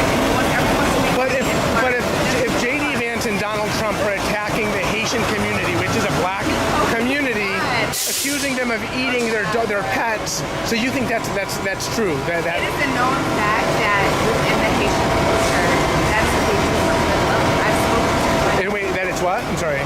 That some Haitian people eat cats and but like other people's pets, like we know, like. Sir, I'm not referring to. Okay, well, listen, I'm not gonna change your mind on that one. All right, let me ask you this. But are you gonna ask me a question and then talk over me, or are you gonna let me talk? No, I'll let you talk. Okay. Sure, you tell me. Go ahead. So that is not racist when something is true and people are saying it online. They just so happen to be Haitian, so people are like, oh, that's racist. But if they're actually eating cats, how is that racist? It has nothing to do with their color. But because it's online, it doesn't make it true, right? Anybody can post anything online. Both have that argument, right? But if people are saying, hey, I had a cat and I saw my cat was dead, hanging from someone's house, right? Then that is them seeing their own cat. I know my own pets. But does it necessarily mean that it's the Haitian community that is doing it? No, but if there are Haitian migrants that are there eating cats, and we know that that is a part of Haitian culture, right? It's not every Haitian. But do we know that? I mean, we don't. I mean, I've never seen any proof, and that's where I'm stuck here. We've never seen any proof of God, but we love God every day. Pray to God every day. Okay, moving. That person, that lady, said that her cat was missing, and that she saw her cat Haitian migrant before. That's what she said. But let's just say, hypothetically speaking, it was a Haitian migrant, just for the sake of the argument. That did that. The conversation that is being had largely from J.D. Vance and Donald Trump, it's the entire Haitian community that is doing it, which is generalities. You're not speaking about every single person. But we are, you are, I am, they are. Liberals are stupid enough to think that. You don't do that, right? Well. If you know it's a part of Haitian culture, which we know is a part of Haitian culture, correct? Do you know that's a part of Haitian culture? I did not know that. Okay, so then do your research. Part of Haitian culture. Question next time I'm in LAX. She getting information from her friend. So Trump and Vance have been accused of. She getting that information from her friend. She said that's part of the Haitian culture, but that is not true, because if you really do a deep dive, it's really part of the Chinese culture. That was it. People gotta really do your research. I was gonna say this, Ronnie. Like I hear that more of the Chinese. That's more of the Chinese culture. There's Chinese restaurants to this day. A certain person here in LA. There was a one time back, and where in Pontiac where I used to live at, there was a Chinese restaurant right by the by my high school and everything. But this was back in the early '90s, and and people was like eating there, and it kind of tastes kind of funny. Police did a raid there. They found out they had dogs in there, using dog meat and everything by eating dogs and cats and everything. But when I first moved to Miami, and being around Haitian people, being around Korean and everything, never heard that in my life of from not just Haitians, but other from Black Americans, from Cubans, about how Haitians used to eat cats and dogs and everything like that. Never heard that to my mouth until Donald Trump said it. And then J.D. Vance said it, which was a lie. He did say he was lying about it, but now now it's spreading around that the Haitian culture eats dogs and cats and everything, which is completely not true. And it's to me that's crazy, man. I don't like how when they attack a certain communities from the Black community, which is the Haitians, and they try to spread lies and everything, which is totally untrue. I don't like that. Go ahead, Ronnie. Now that, but remember, I keep saying people when Trump first started his campaign in 2016. Remember, he kept saying he was talking about the Mexicans. He kept saying the Mexicans are this and Mexicans are that and the Mexicans are this, and people went on with that rhetoric. And now I keep saying it's very dangerous when you have a big platform, because when you have a big platform, anything you just spew out of your mouth, people gonna take it and they're gonna run with it. Amber Rose, I understand she may have information from one of her Haitian friends. I can't take that away from him. That's part of what he saw growing up, but I didn't see that growing up. Hakeem didn't see that growing up, so I can't relate to what she's saying. Listen, but that way see me, I'm not getting emotionally involved in it because I can't relate to it. You get what I'm saying? Before you go, Hakeem, I'm gonna say this to PhD. Like PhD, when I was in Miami, like in my 20s, I lived in North Miami, which a lot of Haitians lived over there. So at the time, it was probably different from you. Like you was living there when you growing up, but in my 20s, back in the 2010s, like that, I never heard it. You know, and I've been around a lot of Haitian people. I never heard it. But go ahead, Hakeem. I'm gonna tell you something, PhD Diva. She is right. I just said this online. The rumors have been saying since I was young. People have been talking that shit. Those are lies that people say is emphatically false. I'm saying y'all need to be careful by saying that to the wrong person. These are all lies. They make lies up about black people. They make lies about Mexicans. They make lies about this. Ron just said. Mm-hmm. These are, they're using Haitians as a scapegoat for this election like they used the Mexicans. Correct. That is correct. That's all. You stop playing with the Mexicans. Stop playing with the Haitians. We minding our own business, trying to get our own money. Like I get, you know what I mean? I get tired of when people start mentioning this stuff. They don't even know none of this. It's just crazy. Go ahead. Shout out to PhD Demon, now the Supreme Knowledge PhD Demon. Shout out to also Dale Long, that's also in the building. Oh no, to be honest, Sugar Bun, I told you, I don't vote out of emotion. I vote logically, so it doesn't matter to me. What make logical sense? It don't have anything to do with emotion. When you put your emotion involved, that's when you make bad decisions. So it doesn't really matter. And not only that, both politicians are liars. You know what I'm saying? So both politicians are liars. Exactly. What they call them, the lesser of two evils? Exactly. You get one person in the White House that's gonna be a dummy, and you get another dummy in the White House. Both of them it is what it is. You made the better decision that's good for you. And you want to vote for her, vote for her. And you want to vote for Trump, vote for Trump. And the thing is like they're not the only two on the ballot. You got the independent party that's in there, and also the Libertarian Party is in there too. So when you correct, like it's not just Democrats and Republicans. It's also independents and Libertarian Party as well. Just want to say that. Sugar, let's go back to our old conversation when we were talking about Kamala Harris. I'm not gonna talk about what she lied about. She lied about a lot of things. Go ahead, Hakeem. PhD will responded. She said a Haitian man did get up on social media and say Haitian people who lived in the mountains eat cats. Some Africans eat cats too. That's what I'm trying to tell you. A lot of racist people, don't say PhD, the problem is a lot of people don't do their research and they just say anything what somebody else is saying. Remember, you speak about that a lot. You kept saying, do your research, do your research, do your research, do your research. That's why I mentioned the Chinese people and their culture, they eat that. African people eat that. You know, there's some part of Haiti that, like the guy stated, in the mountain, because my dad taught me about that too. In the mountain, some of them do that because of lack of resources. So that's all they have to eat. You know, because they can't really go on a part time. Like I say, me and Hakeem can't relate because our family doesn't do it. So that's why I say I cannot relate. But if they do it, that's on them. And then now that you also got some Mexican that does it. So Colombians does it. So it is what it is. Some people are living in a lot of impoverished environment where they don't have nothing to eat. I would say this world is bigger than what people think it is. This world is really huge.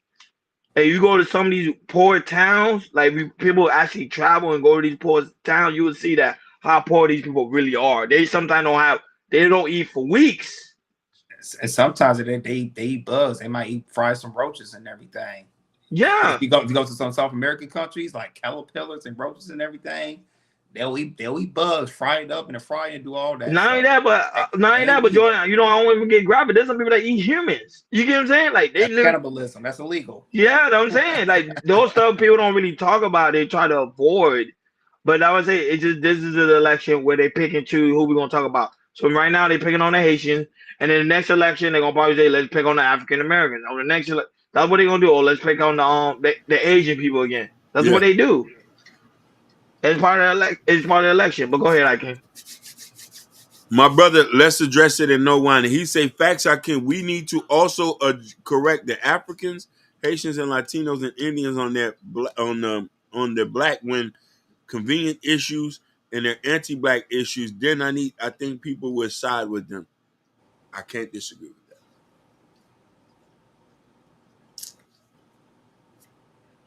He's telling the truth. He perfectly put it into a point. Reason why people are not rallying behind the Haitians is or rallying behind certain groups because there's some anti-black sentiments. You know what I mean? Prius, what rumor you talking about? I'm not spreading no rumors. Shaking my head. Oh, no, but growing up in Miami, you did used to do that. People been saying that for like growing up in Miami, they used to talk about Haitian eating cat, stuff like that. You know, I grew up on that. I fought a lot of people because of that. But then when I realized if it doesn't apply to you, it shouldn't let it affect you. Hey.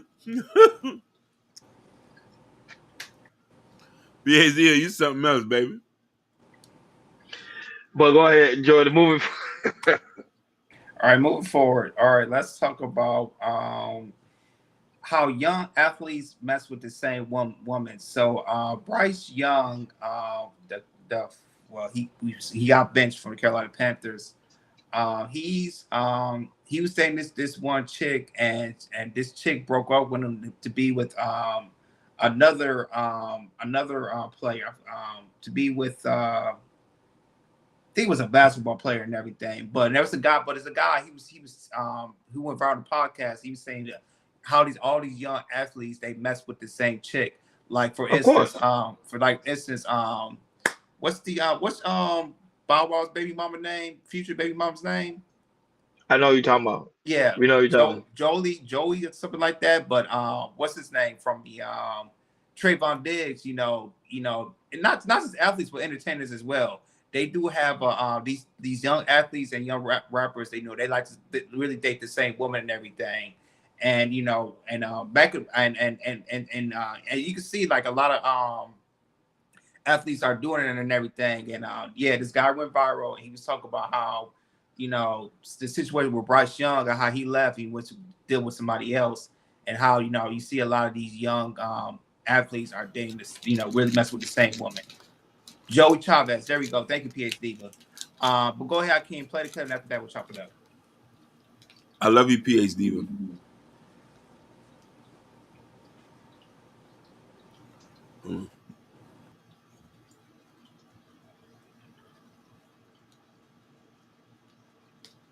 News broke that Tyrese Maxey took Bryce Young's girlfriend.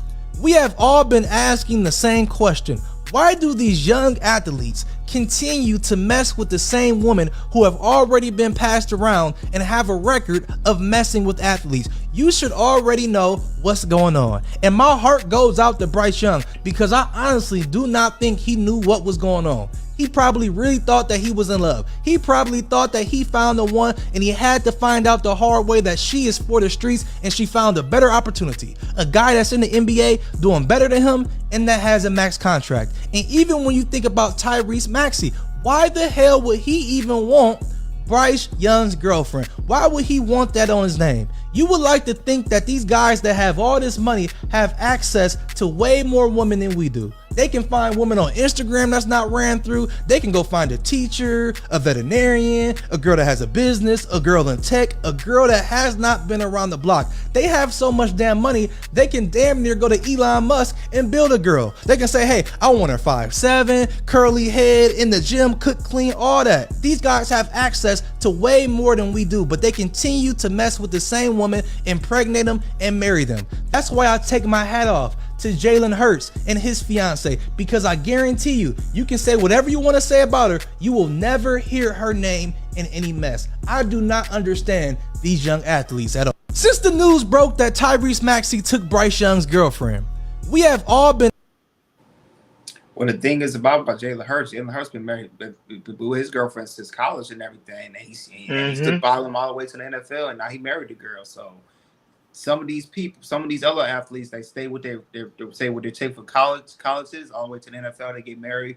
That's a different type of level. But go ahead, Hakeem. I mean, not Hakeem. Go ahead, Ronnie, man. What's your take about how a lot of these athletes and entertainers like to date the same women, especially these young entertainers and athletes? Yeah, not that, but guys, don't forget to don't be afraid to support the platform. By supporting the platform, I mean becoming members. Don't be afraid to hit the super chat as well. and also the Cash App. How can you even put the Cash App banner on there so people see it? But the Cash App banner. Don't be afraid to support the platform. If you come over here and really rock with us, we really do greatly appreciate it.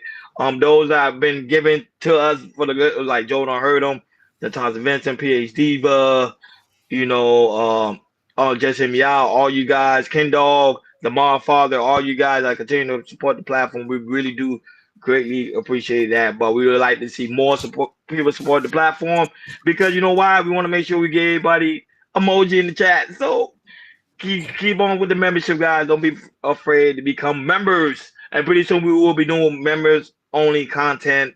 We're working on that in the back. We're just trying to get our schedule situated, especially mine. So we will be doing that very, very soon. So we will just be having only members, only content, only on the paywall. So become members again, guys. So very important. And Jordan, back to the topic. So the reason why these guys continue to get the same women is because it's like the high school syndrome. I don't know if you ever been in a high school locker room, guys talk among themselves. They talk about the same girl, whoever they dating, whoever they screwing at that period of time. So that's what happened with the NFL. The same concept still apply in the NFL. We in the back, we having a conversation like, yo, I had, I'll just say for example, let's say, I had Nicki Minaj. Nicki Minaj is such and such as this. You know, we might not be working out. You know, I'm going to break up with her. The guy in the locker room going to hear that and say, okay, I got up next. That's what it is. It's the same thing. Or they had a bachelor party or any social event, they talk about the girls whoever they date, and the guys gonna be like, okay, I'm up next. See, mind you, even though those guys can pick any other girls within the vicinity throughout the whole United States, they don't do it because that's not the girls they be talking about. They want the baddie, they want the 10, they want someone to be pretty much eye candy. And that's why they date the same similar woman. Whoever hot at the time. Remember, at one point, people keep forgetting Amber Rose was hot at one point. Remember, she was talking to Kanye West. After done talking to Kanye West, then she ended up with Wiz Khalifa, and then she ended up with this person, that person, this, because they talk among themselves. That's why they do that. And I think the regular girls, they don't talk about the regular girls. That's why the regular girls never get picked. You know. And that's for me. I just think about high school. Okay, high school. They talk about this girl, the popular girl in school. I screwing her. Dude, you got next? No worry, I got next, dog. You got next? I got next. And that's how it is. And it's sad to say, but that's just the truth. Go ahead, Akeem. You spoke. You said it so well. I just think that the people in the industry love their brother so much, they just want to feel what their brother got. They want to just get a taste of it. Exactly. You know what I mean? Like, why get somebody fresh and pure when you can get somebody that's already been taken? And you know what I mean? Facts. You know what I mean? This is why when people start asking the term body count, who cares? She been with 1,000 people. She's an opportunist. You got the money. She wants you to spend it. Spend that shit. Spend it. You know what I mean? If I was a football player, I'd probably be wanting to get maybe what who was Jaylen Brown dealing with at one time? Jaylen Brown, Bernice Burgos. I think they still dealing with each other. I probably give me a Bernice and spend about $1 million on bag. And it's crazy because her daughter looks just like her. Yeah. Oh my God.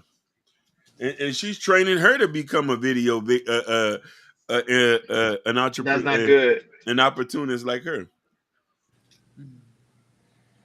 Yeah, Akeem, that's true. Yeah, it's just like I'll just say this when, like I say, when you in like Ronnie said, when in high schools or men in their 20s and everything, it's really who's a hot chick right now when it comes to athletes and entertainer. Who's a hot chick? I remember years ago, Brittany Renner at the time. She was a hot chick at the time. Yeah. And she made a video talking about how she messed with what 22 athletes and rappers all together. She was a hot chick. The names of Drake at the time, a few basketball players at the time, like people in their 20s, they say, hey, they want who's the hot chick right now, you know. And today, who's the hot chick right now, you know? You go on Instagram, you can see who's the hot chick who be on the Shade Room, Hollywood Unlocked, who neighborhoods talking and everything, and you see them all the time. Like they always promote. It's like who's the hot chick of the week? You know, maybe 2 to 3 times a week in that day. Who's the hot chick? You know, It could be Ruby Rose. It could be SZA. You know, all these type of names that you see on the blogs and everything. And it's like, yo, man, I don't mind, you know, being with that, take her out to eat and see how she is and everything. And you hear from your boys, you know, from entertainers or rappers, say, hey, man, she does this, she does that, and everything. So really, you know, I think I need to get with that. You know, Ice Spice, you know, Ice Spice's name is hot out there. You know, maybe Gorilla out there. You know, just like I said, Megan Thee Stallion at the time, we heard a lot of rumors that she used to mess with a lot of people at the time. Yeah, in the industry as well. So it's just mainly, you know, who's the hot chick of the year. Also, what's her name? Lori Harvey at the two. You know, she was hot at one time. She was dating a lot of people. Good point. Sierra, before she was married, she was dating a lot of people at the time. So it's really like, who's the hot chick right now? It's like either it's every year or every 2 years, every 3 years. Same as high school. It's like, you know, who's the hot chick right now? You know, in high school right now, who's a popular chick or who's a cute chick? Who's that chick in the cheerleader, you know, or volleyball, something like that. Same things go with the industry, you know. Who's the hot chick right now? You know, I can put her in a video or I can take her out, you know, all that type of things, you know. It's like I mean, Ronnie said it 100%. It's just like high school, because when it comes to celebrities and athletes, it's still a very small group, just like high school, because, you know, they make so much money. You know, they're not the average people, which, you know, everything's so wide open. When it comes to celebrities and athletes, you know, they're kind of in a small box because, you know, because they make so much money and from the average people and everything. So they're in their own kind of group, and then you hear and you see why a lot of these rappers and entertainers like to mess with the same person, because they're at that how much money they make, you know, they're in a small group. So that's why you see it like that. So. And that's how it is, and that's how it's gonna be. It's just really like, who's the hot chick right now of the year, or you know, the hot chick who's been a hot chick the last 2 or 3 years, and that's how it is. Because remember, you gotta understand something. They're part of that circle, so they understand how things run. You don't want to bring a regular chick into that type of circle and mess everything up. Prime example, look at Shaquille O'Neal. I think he was dating, I think one of his stylists. I think it's a style. I could be wrong. One of the girls he was dating, really small girl. You see, he put her in that circle. Now she's running her mouth. You get what I'm saying? Like, you can't do stuff like that. Like those people, them women, the women they get in, understand the circle they in, understand their environment. Okay, I know he's an NFL star. I know how to take pictures. I know when to come in. I know when not to come in. I know when to talk. I know when not to talk.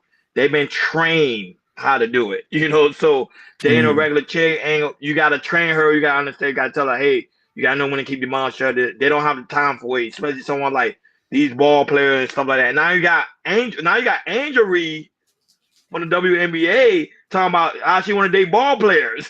You get what I'm saying? And she said the guy got to make more money than her. You get what I'm saying? She's not gonna go for regular guys. And the thing is, she said specifically the NBA player, which makes her make it like her options extremely limited. But the thing is, a lot of ball players don't mess. A lot of ball players don't mess with tall chicks. They like short chicks, at least 5'7" or under. No, but she's too tall though. She like what? And listen, 6'3". She's 6'3". And listen, 6'3". A lot of ball players want girls who's going to give it up fast, and she doesn't look like a person who's going to give it up fast. No, she look like she wants you in a relationship. She's not going to give it to you fast. That's not going to happen. You're in a relationship. You're in a relationship with everybody. If you're a ball player, that's everybody's man. That was I don't know if she did as a troll, but I think she was being serious. Like she like, I want a ball. That was saying she like, I want a ball. But you know why she want a ball player? Because they can relate. You know, a regular guy can't relate to her because you like, you know, we don't live the same lifestyle. Shout out to Pretty Pink. Shout out to Pretty Pink. Listen, she's not pretty enough to be with a ball player. She's pretty enough to be with a nice guy that's a nice, decent height, maybe an engineer or somebody that works she's not that bad looking now for her height. No, she's not bad looking at all. I'm not saying that. I'm saying that the standards of who ball players sleep with and impregnate, she's not it. Right. She's not it. By far, she's not it. She looks like a regular average girl. You know what I mean? They want exotic slurs. But we gotta give it to people that Well, shout out to the people. Shout out to the athletes. There are some like LeBron James. We've been with his wife since high school. Shout out to Steph Curry, been with wife since college. You know, shout out to Patrick Mahomes, who's been with his girlfriend since college. So there are still a lot of athletes who are one woman guy who've been with women since high school and they still But married. Joy, let's keep it real. You think these women wasn't trained? Like, you think them trainers didn't come to them like, listen, if you want to stay with this man long term, he might do something. Absolutely. I'm just letting you know, but you can't run your mouth, because you run your mouth, you're gonna jeopardize his career and you're gonna jeopardize your career. So just listen, hush. Yeah, when it comes to Brandon, like if you LeBron James and Patrick Mahomes, like when you're a great player, and then when he comes to like brands invest you and everything, absolutely. But the thing is, with that, we see a lot of players like that who gets brand deals because they're more of a family oriented and everything. They trust that they're not gonna be messing up like that. That's why you don't hear anything that Steph Curry's been cheating, or LeBron James, or Patrick Mahomes, or these other athletes who makes a lot of money who be cheating like that. Go ahead, Akeem. When you date a ball player, you're in a polyamorous relationship. There's no such thing as you're in a monogamous relationship. If you're married to a ball player, everybody's married to him. What about podcasters? Because now podcasters now becoming celebrities now. And streamers, yeah. No, streamers really don't get women like that. They paying for. What you mean? That's a lie. Streamers not getting women like that. Women look at podcasters and streamers as simps, as a cash register. Beep. But the same thing with ball players. What you mean? Ball players the same thing. I get you. No. Listen. No, listen. Women look at ball players as somebody I can procreate with, getting DNA, and as an ATM, because the ball players are going to give their money away for free. You know what I mean? But look at Kyle Sinet and Aiden Ross, DJ Academic, DJ Vlad. I give you some of these Shannon. They're making millions of dollars off streaming. I'll give you another name too. Even though he was red pill as hell, I think he was low key was a sim. That's Kevin Samuels. Listen, yeah, all of them don't got no woman. All of them are not married. And listen. If you go ask real women, they look at all these guys as lames. How many times Cassinet? How many times Cassinet has like literally he tried to holler at somebody and they tried him? How many times that he's been tried online? A whole lot. He has mansions, big Benzes, and they still think he's a lame. DJ Nobody don't know because he be trying too hard. But I'll let you finish your point. Go ahead, DJ Academic. Go ahead. Listen, ball players got swag and gravitas. I don't even know what that word means. Hold on. Hey, Google, can you define gravitas? According to Wikipedia, gravitas was one of the ancient Roman virtues that denoted skill. It is also translated variously as weight, dignity, and importance, and connotes restraint and moral rigor. So listen, it conveys a sense of responsibility and commitment to the task. Listen, rappers, ball players, and actors who women want to get pregnant by and procreate with. Streamers, broadcasters, they're cash registers. Beep. Okay, what about Haki? What about that one viral moment when there was a chick and it was a chick and Cassinet was in there. It was ISO Speed, and ISO Speed fart in that woman's face. Remember that? Was that for clout, or was that for something else? Listen, I don't know about that, but she probably had to get paid because, like, yo, Jordan, come on, brother, help me out here. Yeah, I know, but I think she was doing it for club, because my thing is like she stayed there. The thing is about she stayed in that seat. She didn't even move. Listen, so I agree to that. They probably got paid. But here's the thing, though, we can't blame nothing but the sisterhood. I'm putting the sisterhood on notice because you want to know why? They're so vain, materialistic, and money hungry that they're willing to subjugate themselves to disrespect, to being sexualized for the power of the dollar. You feel what I'm trying to say? No, they don't want to tame. They want to purchase, rent, or lease a bad bee. And that's what we do. When we have money, we rent, lease a bad bee, and put it back on the market. And after we rent and lease it for so many miles, they get sold to a simp. But I'm just saying, podcast is the new thing, Hakeem. They're the new celebrity. Rather people like it or not, they're the new celebrity. Listen, I know. Listen, so by them being the new thing, I know they might charge me a fee. I'm gonna charge a higher fee because they already coming to look at me as a simp or as a cash register. So as soon as we come to the table and she say, "Hey, I know your podcast. I want to holler at you," I say, "Let's get over the particulars. I know you want the money. I know you want a Birkin bag, a car, and rent it. I don't mind giving you all that. I'm gonna need you to sex for these dollars." That's the conversation we had as me being a top podcaster. I know I'm gonna get charged the fee. Let's get that over with, so I won't feel like if I spent the money I lost. Shout out to Natasha Finners. Shout out to Natasha Finners who said, "This is why I stay inside." She be opening up the curtains, looking at the window. So, oh no, I ain't. Hey, Shachi Bun said, "Y'all don't have money, so y'all cry about women." I don't cry about women. She said, "Nobody would pay to be with you, Hakeem. Keep dreaming." Not yet. Listen, when she said that out of love. I know you truly love me when you say that. Just admit it. I can't have Diddy charge. See, that's why it's so, and this is why it's so very important to like, share, and subscribe, and hit that notification bell on the right hand side. Remember, we do go live each and every Monday, Wednesday, Friday, 6 o'clock Eastern time. Like always, I don't know. You want to respond to Shiesty Bum's comment? I don't know. You will have a Diddy charge. Listen. Then you'll have an extortion charge.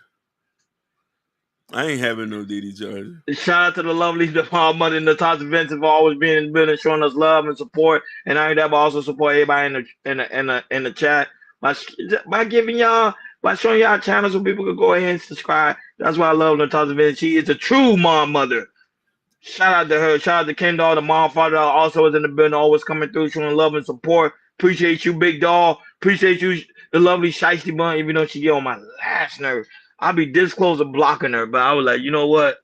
I'll be like, just let her go. Let her go. Let her go. Shout out to the lovely Supreme Goddess, PhD, for always being in the building, showing us love and support. Narrated in Dialogue is also in the building. Shout out to him for coming through, showing us love and support. Let's address it. No whining. I like that new channel, though. I like that name, though. Shout out to that channel. I'm going to go ahead and subscribe after the show. Guys, make sure y'all go ahead and subscribe to our Dialogue channel. It's right there. Make sure you support the brother platform. Shout out to Pretty in Pink. Also in the building. Go ahead, Hakeem. Brown, driving me, because I can't say Pretty in Pink. I can't sing that.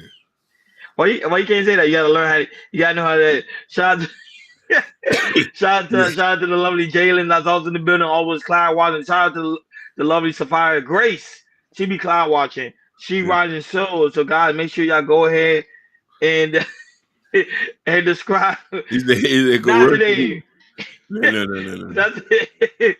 Make sure y'all go ahead and subscribe to to She Rising Soul. She always coming through, showing us love and support. She also be cloud watching. She love us over there on TikTok.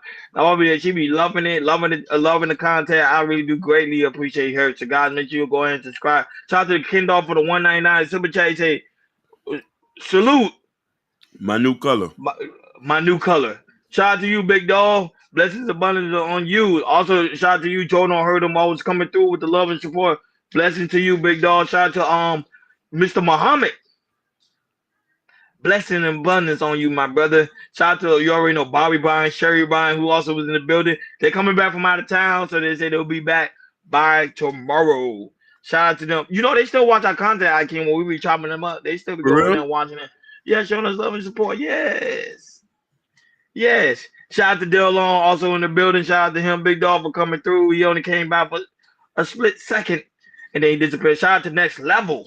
So I was also in the building. Shout out to him. Shout out to that brother. He always show love, always come. Yeah. always come by. You know what I mean?